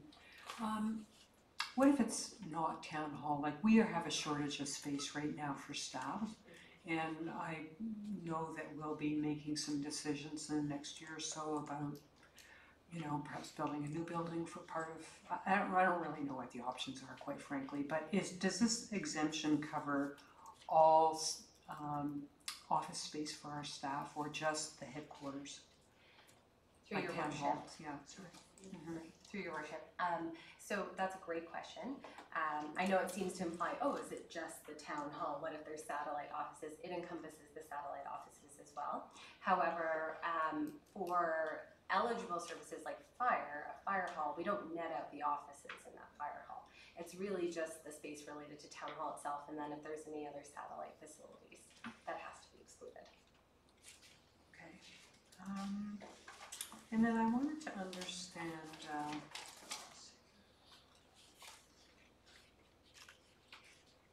in terms of the historical service level, one thing that's on my mind is we do have bike lanes on certain of our streets, and council might be of a mind that we should have bike lanes on all our new streets. Would that fall into, or are you taking that into account, I guess? Through your worship. So it depends, I guess, on the location of the bike lane. I know sometimes if a bike lane's in a road's right of way, it would actually be included sometimes in the road's costs. So I can check back with. I'll put it over to Brian McDonald, planning extension of Mountain Road, so there are some in the books. Through your worship, certainly in terms of travel charges, the applicable roads that are applicable are collector arterial roads, and those roads that are included in our studies do include bike lanes. So we have included on those roads that are in the list of roads, bike lanes. We've also included sidewalks where there are sidewalk connections missing, as well as trail connections where they're missing within the right of way. So all of that kind of information has been included within our set of projects. Thank you. My next question is, you have a slide. Mr. Hamlin, I just gonna remind you, you gotta come through me. Oh, yeah. Okay. Yeah, I'm sorry. I actually have a thing here that says through you, Your Worship. Okay. Through you, Your Worship. I have a question on the draft DC capital program. You have both the general services and the engineered services. And I just wanted to understand the chart really. So the one that's the general services, the total is 110 million for the net municipal costs. And the part that the town taxpayers will have to pay, is that the next amount, the 20 million? Through your worship, yes, that is the potential amount that could be funded through property taxes or other revenue sources for that matter. Okay, and so the same through your worship on the engineered services chart of the 260 million roughly total, it's the 30 million that we'd have to look to funding outside of development charges? Yes, through your worship, that is correct. However, that I would just clarify that's over a longer period. I see. Okay, got that. Okay, thank you. And your worship, just my last question is with respect to the expansion of the water treatment plant, the town shares listed at 25 million. Is that the same number that we're dealing with in our agreement? And I guess perhaps this is a question to our staff, your worship. Is this the same number we're dealing with respect to our agreement with New Tecumseh? I'll look to Brian McDonald, Director McDonald. There's a slight difference in that, and I've actually noted it, and we'll be discussing that at a later time. Thank you. Those are my questions. Thank you very much. I just have a couple of questions. I have one more, I'm sorry. One more? I'm gonna go and then I'll let you go. The drill is we all go around the table, and then if someone has a second kick, I'll let you go then. So if I can just clarify for you then, we've got the general services and the engineered services. In general services, we can generally collect 90%. That is correct, with the exception of transit, which is 100% eligible, and protection services. So fire and police are also 100% eligible. Okay, and so for the calculation of the general services, we do a 10-year historical average search. Is that right? We go back and look at the costs over the last 10 years, and that kind of forms a ceiling on what we can use going forward? Yes, your worship, that's correct. Okay, so even if we increase, if our growth rate over the next 10 years is scheduled to be much more aggressive than it has been in the past 10 years, we're still capped by the previous 10 years? That is correct. Okay, thanks. And then to go to the engineered services calculation, we're really looking at a 10-year or longer rollout, I guess, because we're going to 2031, and looking at what our capital demands are going to be moving forward, and that's how we come up with our calculation on that. Yes, in short, your worship. So effectively what happens is roads and related services are, I should perhaps clarify, are really the only one of the engineered services that still requires that funding envelope calculation. Water and wastewater infrastructure, the Development Charges Act effectively says you have to do a historic level of service and funding envelope calculation unless there's levels of service that are stipulated through other pieces of legislation. So at the beginning of the presentation, I think I alluded to the Safe Drinking Water Act. So for example, the town shouldn't be restricted by a 10-year historic service level if you're required to meet safe drinking water standards.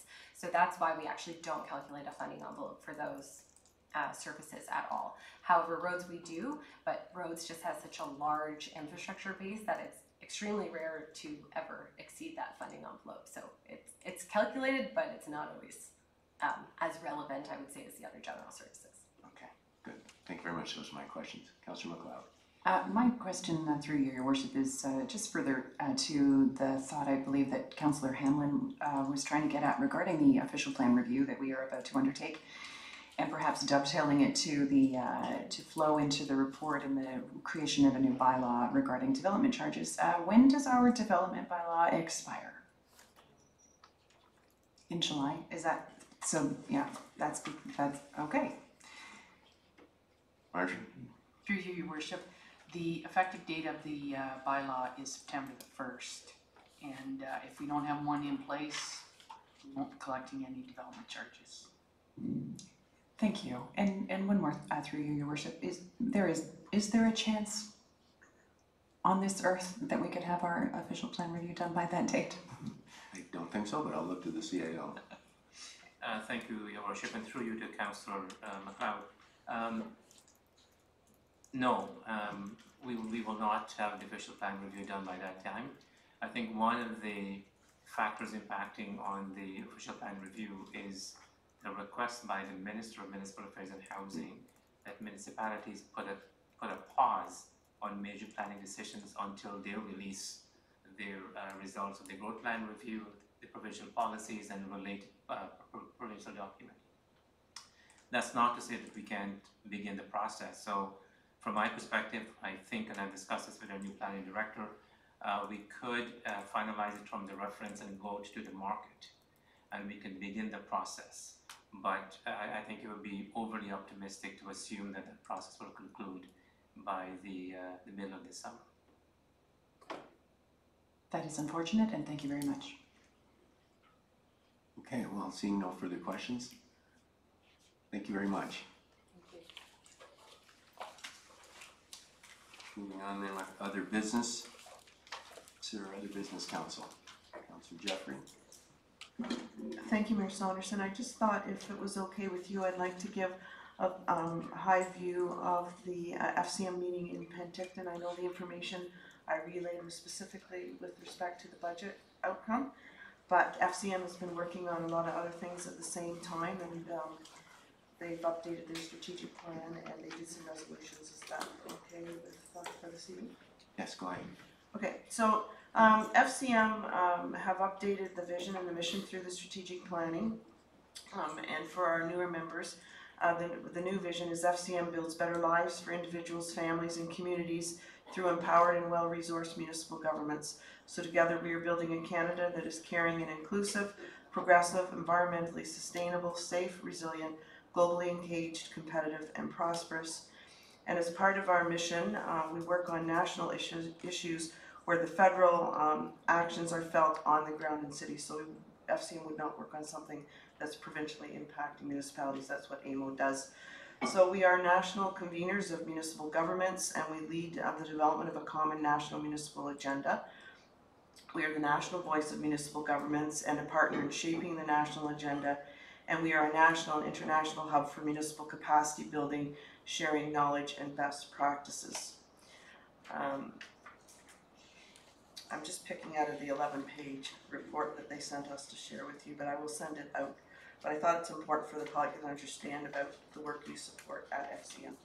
So the strategic goals, there are 6 of them. One is the new intergovernmental arrangements that formally recognize the role of empowered municipalities as full partners in nation building. And it's that they ask us first before they develop their federal policies. The second is that municipalities have modern fiscal tools to provide resources and autonomy to address a broad range of locally defined priorities. And that federal policy and regulatory frameworks that enable municipalities to efficiently deliver local programs and services. So it's a new generation of FCM's capacity building initiatives that support municipal innovation and are delivered through strategic partnerships with the federal government and relevant stakeholders. And it envisions an FCM that utilizes innovative approaches, tools and skills in convening municipal leaders to address emerging priorities. And then finally, an FCM that is led by a modernized model of governance, is appropriately resourced and continues to be a nimble and efficient organization to achieve maximum results for municipalities like ours. There are 10 committees. I sit on 5 of the 10. Election Readiness Working Group, Increasing Women's Participation in Municipal Government, International Relations. I chair Municipal Finance and Intergovernmental Arrangements, and I sit on the Rural Forum now because by definition that population of rural is defined by under 100,000. And then I also sit by the President's appointment on the Governance Review Task Force. There were resolutions that were addressed at our last board meeting. Was federal support for energy infrastructure projects, to call on the expansion of Airport's Capital Assistance Program, to approve in principle the gender-based violence national strategy by the federal government, but to also call on FCM to advocate for municipalities to be consulted on how the strategy is implemented. priority funding on flood prevention capital projects. Currently, the minimum, like the disaster mitigation and adaptation fund has a 20 million minimum threshold, and that is not as accessible to small communities like ours, so we need a lower threshold than that. A streamlined process for sediment management. Building on FCM's advocacy of the Federal Fisheries Act, the board approved a resolution calling on Fisheries and Oceans Canada to provide guidance to municipalities on how to remove debris from rivers and creeks in order to reduce flood risk in a way that limits harm to fish and fish habitat. Affordable housing for seniors, which is a continuation of our advocacy work on the National Housing Strategy, and then investing in Indigenous peoples. In the spirit of reconciliation, the board adopted a resolution calling on the federal government to undertake investments needed to address the root causes of inequity between Indigenous and non-Indigenous Canadians. And there were many key messages, the most I think that we covered through the budget process, recognizing that it was a turning point for FCM and for Canadian municipalities, and it delivered immediate gains and set the stage for more.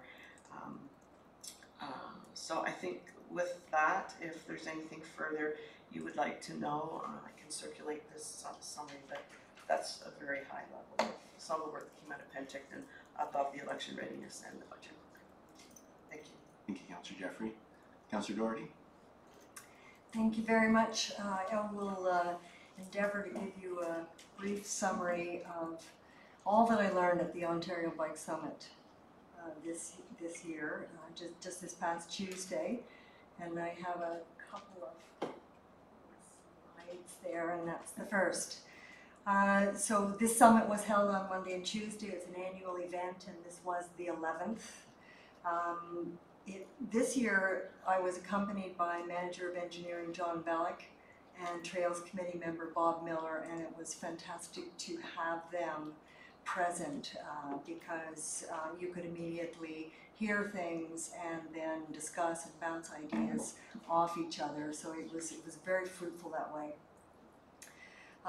The slogan of Share the Road Cycling Coalition is #BikesCanDoThat, and it supports the principles that bikes help residents lead healthy, active lives, they build a vibrant downtown, they attract more tourists, they reduce greenhouse gas emissions, and they build sustainable communities. They reduce traffic congestion and get our communities moving. They make roads safer for all road users, and they make life more affordable and equitable. While the themes of past summits have been focused on health, leisure, and economic development activities, this year was quite a pronounced paradigm shift in that the focus was cycling as purposeful transportation and social and economic accessibility. It was a very interesting view. The keynote speakers included Norm Miller, who's a Conservative MPP, Perry Sound-Muskoka, who's the chair of the All-Party Cycling Caucus, one of the very few all-parties caucuses in the legislature. And Minister of Transportation Jeff Urick was a special keynote speaker, along with Jay Pitter, who is a placemaker. And she spoke about socioeconomic dimensions of cycling and safe streets. Minister Urick outlined ministry priorities, among which are advocacy to teach the reach. It's also called the Dutch Reach, and has been introduced as a means of reducing cyclist dooring, and that is when people open doors and cyclists crash into the doors. And the Dutch Reach, what I will demonstrate, is you open the door this way so that you are forced to look over your shoulder to see if there are cyclists coming up beside you. So that's the Dutch Reach. Other priorities are continued addition of paved shoulders on provincial arteries, clarification of the 2 abreast regulations on the road, which has been subject of a lot of consternation between cyclists and the OPP. E-mobility regulation updates in light of the massive growth of micromobility products, which include pedelecs and scooters. And finally, the government will be investing in cycling education and cycling infrastructure funding. Both Minister York and MVP Miller urged municipal administration and councils to get out on bikes so that they can experience firsthand the issues and the opportunities of active transportation. Can I have the next slide, please? So the first main theme explored shared mobility. We learned that Toronto, Montreal, and Hamilton have been offering bike share programs for about 3 years. And the initial focus had been to provide wider access to bicycles for general public use and as a tourist amenity. These were private sector initiatives facilitated by the cities. More recently, bike share has exploded internationally, not only for the provision of conventional bicycles, but also for the expansion of services to include e-bikes and e-scooters. In fact, Uber has gotten into the business of shared cycling vehicles by acquiring Jump, which is a provider of e-motorized bikes and scooters for on-demand use. The City of Waterloo has introduced a ride-share program on a test basis in partnership with Lime, which is another provider of smart micromobility products. In the case of Waterloo, it's scooters, e-scooters. The test is largely to serve the student population, and the early results are very positive in terms of reducing road congestion, parking congestion at the university. Vancouver, Calgary, and Edmonton are moving towards shared micromobility implementation, and Quebec has introduced a policy for piloting by ministerial order. I have the third slide, please. The second major theme was bicycle as public transit, providing first and last mile solutions through bike share. The success and expansion of bike share programs is driving transit integration of the bicycle and other micromobility vehicles. Hamilton has taken the lead on integrating bicycles with a system of roads and trail cycle tracks, with a focus on providing bike hubs to the most underserved and underprivileged neighborhoods, providing these residents with an affordable means of transportation for work and everyday living.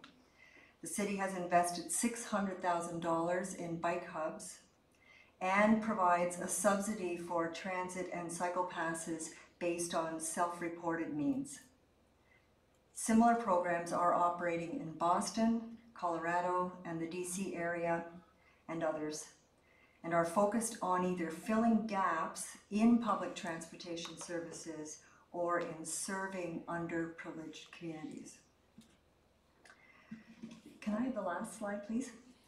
A number of speaker and breakout session material focused on bicycle as economic necessity and social equalizer. The keynote speaker, Jay Pitter, shared her personal experience growing up in a poor neighborhood in Toronto, and the fact that even a bicycle is a luxury for many families in those neighborhoods. And to have access to bicycles opens up significant range of social possibilities, affording employment, autonomy, and empowerment.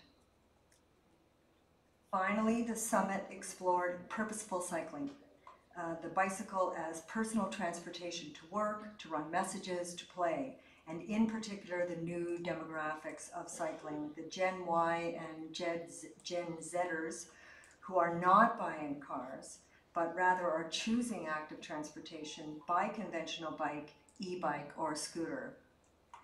To give an idea of the growth of active transportation for daily life, General Motors has recently launched a new e-bike brand Arrive. Arrive will offer 2 bikes, the Meld, a compact e-bike, and the Merge, a folding e-bike. Initial sales will be available in Germany, Belgium, and the Netherlands. Nanos Research 2018 illustrates that 32% of Ontarians want to cycle more, they want to cycle more often, which would free up space on the roads and reduce traffic congestion, but they do not feel safe in cycling on our roadways, and many of our roadways. 38% of Ontarians would like to cycle more for errands and appointments.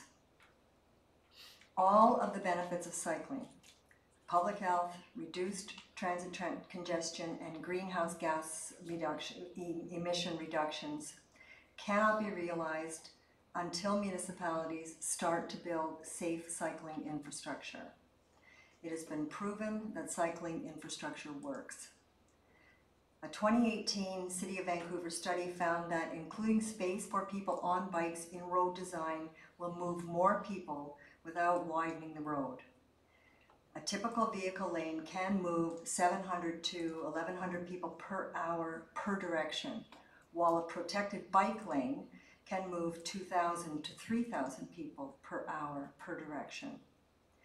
The City of Ottawa demonstrated that following installation, a safety review of the Laurier Avenue separated bike lane showed that the collision rate for people on bikes decreased by 32%, and the pedestrian collision rate decreased by 50%. In Toronto, a safety review following installation of the Bloor Street separated bike lanes found an overall increase in road safety with a 44% decrease in overall road conflicts. These kinds of efficacious bike lane designs go beyond simple lines painted on the road. And there is a growing wealth of transportation design best practices specific to accommodation of active transportation vehicles. We attended, and there were offered, and we attended a number of concurrent sessions which covered street design strategies to more safely accommodate cyclists.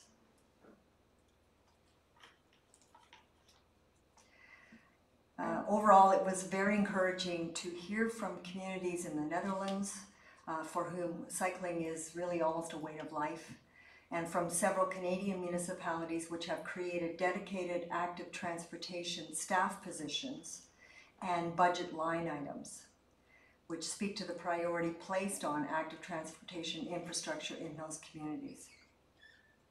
Following up on the advice of Minister Urick, and perhaps in association with the Trails Committee, I would like to propose that all of Council and applicable staff join me in a cycling outing and undertake an in situ SWOT analysis of our current cycling infrastructure. So we can do that maybe when the weather gets a little warmer.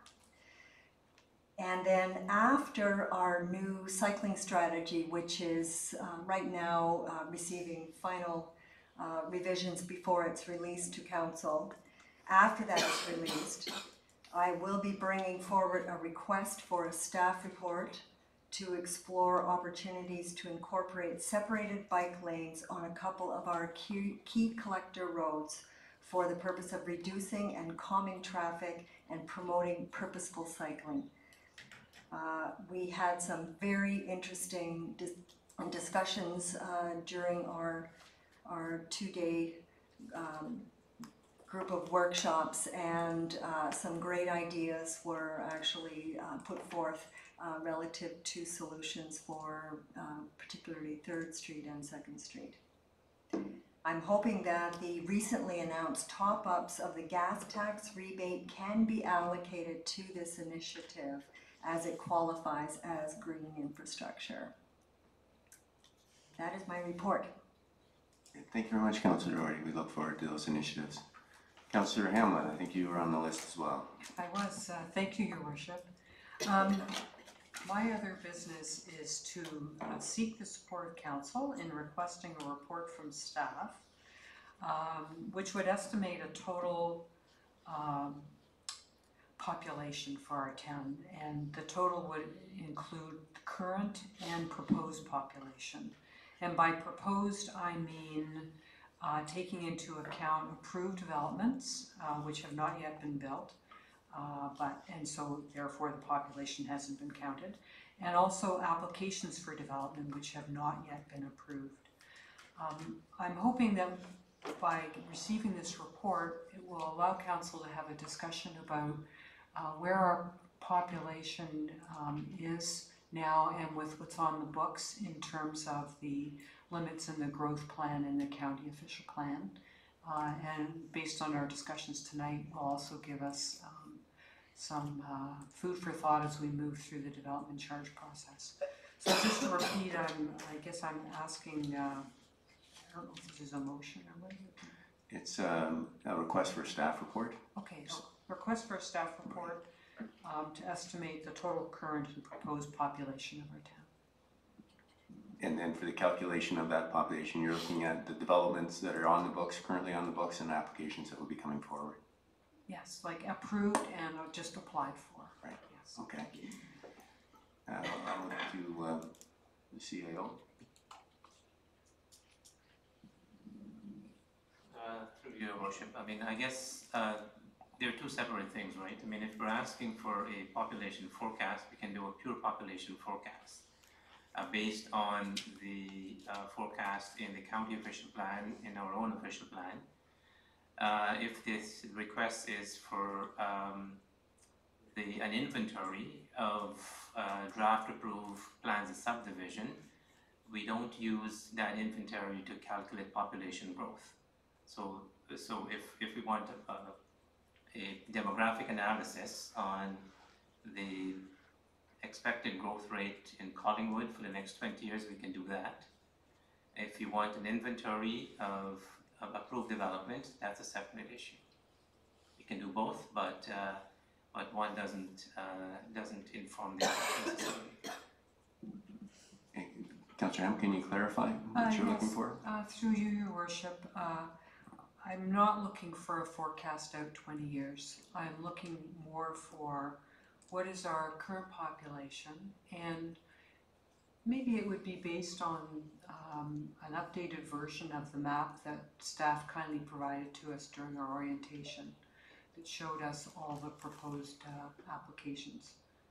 And I'm not saying it's going to be a perfect population count, but it would have to take into account, I guess it would be more of an inventory, how many units and how many people per unit. CAO. Through your worship, so we can do an inventory of draft approved lots, but that's not a population forecast.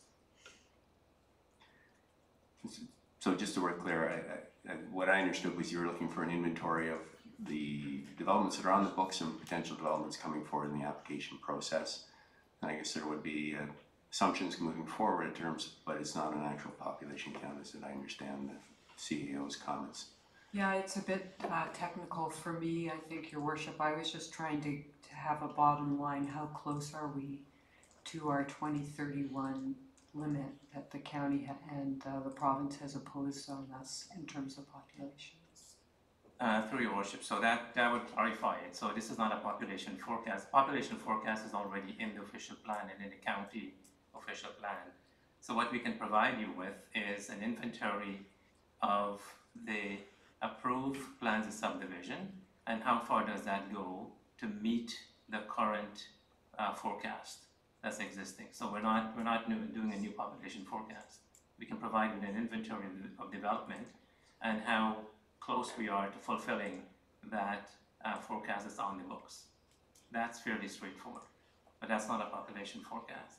No, through you, your worship, if I could just have one further clarification. Also, I wanted the inventory to take into account what's been applied for. So we've seen various matters come forward for public meeting the last month or two, which we won't be in a position to approve until they come back to us. So I know that would be a separate, part of the analysis, but I think council would benefit from knowing how much are we approving and where are we today, and I think I've made myself clear. So as I understand, it's a request for an inventory of the developments that's are in the books, some of which have been there for quite a while, as well as some of the applications that, and now, when we're at a public meeting, where are they in the filing? Are we able to include those as well in the inventory? Through your worship, yeah, we can include it. I'm not sure what the value of that is because it hasn't received any approval. These things change from time to time. And I think it could provide council with a false sense of new development if it's in the very early stages and these things changes. So we can provide it. I mean, I think perhaps a more useful piece would be when we are bringing forward recommendation to council on new development proposal, we could track those relative to where we are in terms of the population growth. That's much more of a meaningful milestone than provided you with an inventory of everything that we have on the books and that are pending or approved. I mean, it's. I don't want this to be overly technical, but the quantitative analysis is one thing, but these things are all the developments that we have approved or are pending are not all coming on stream at the same time. Right? These things are going to be coming on stream over a 5-10 year period, if not longer in some cases. I mean, that's the purpose of an official plan. If the official plan does contemplate growth and official plan numbers are given to us by the province and by the county.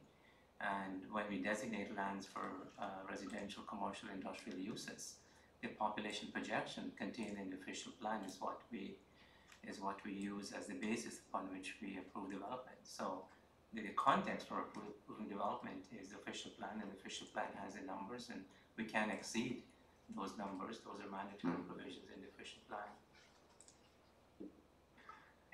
I guess in the getting this done, I would imagine in the context of the report itself, you could note the variables and kind of weight the information that's being given. Is that possible to do in the staff report, CEO? Your Honor, yes. Okay.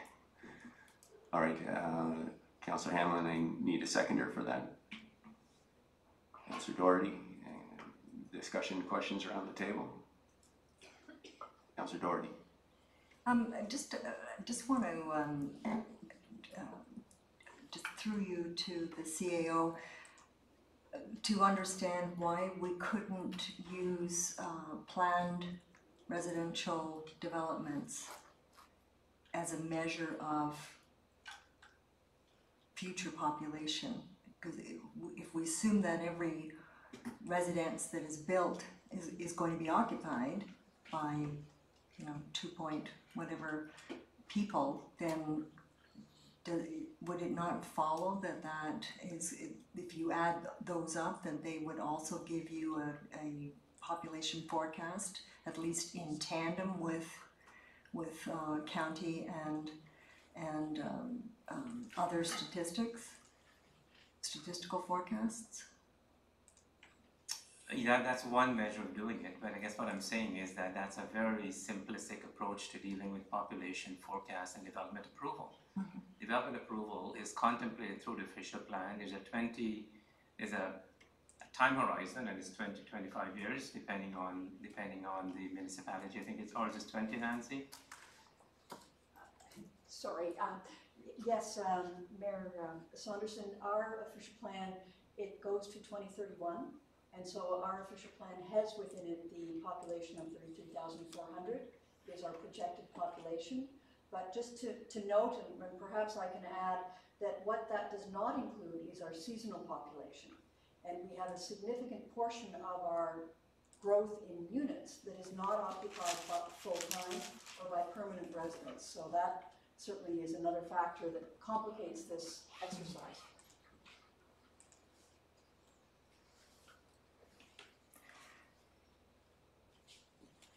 Any other questions or comments before I call the vote? All right, all those in favor? Opposed? That's carried. Any other business? Councillor Coney. Thank you, Your Worship. The subject of my request, and I'm flexible in how it can be received. And I'll leave it perhaps at Director Culver. And the request is with respect to Fisher Fields.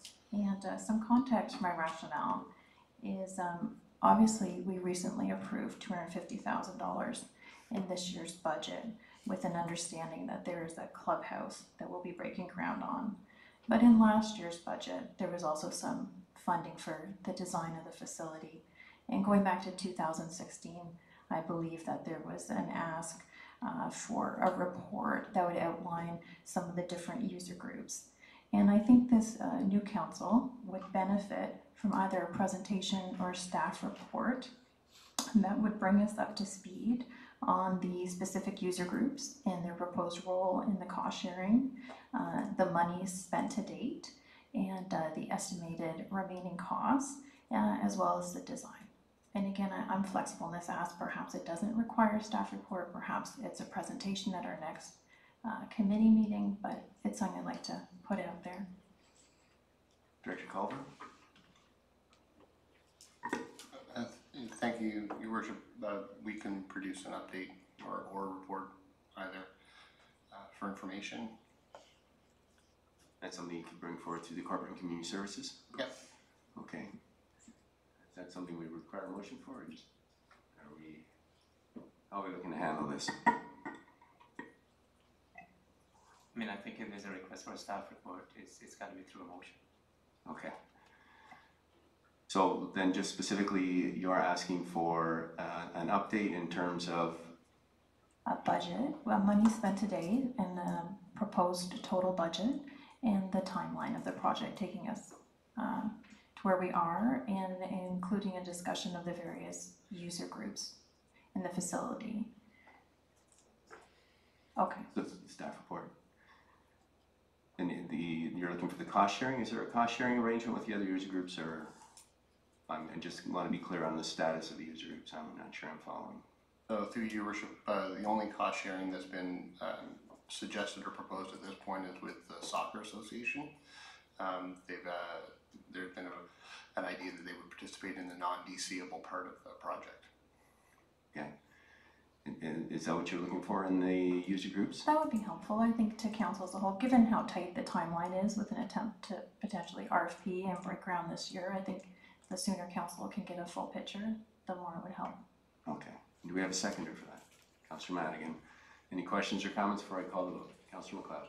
Oh, I would like to add to the request that Councillor Comey is putting forward, and perhaps have some sort of an accounting regarding how many dollars are already in reserve for this project. So that would be a friendly amendment, and you'd look to the mover and seconder for that. I think the mover was Councillor. Did you? No, I'm looking for Councillor Comey's consent. I agree to that, definitely. And then who was Councillor Madigan? Okay. All right then. Unless there's any questions or comments, I will call the vote then. All in favor? That is carried. All right, then. Who would have the confirmatory bylaw? I have that, Mayor Saunders. Moved by me and seconded by Councillor Berman, be it resolved that bylaw number 2019-030, being a bylaw to confirm the proceedings of the regular meeting of council held April 8th, 2019, be enacted and passed this 8th day of April 2019.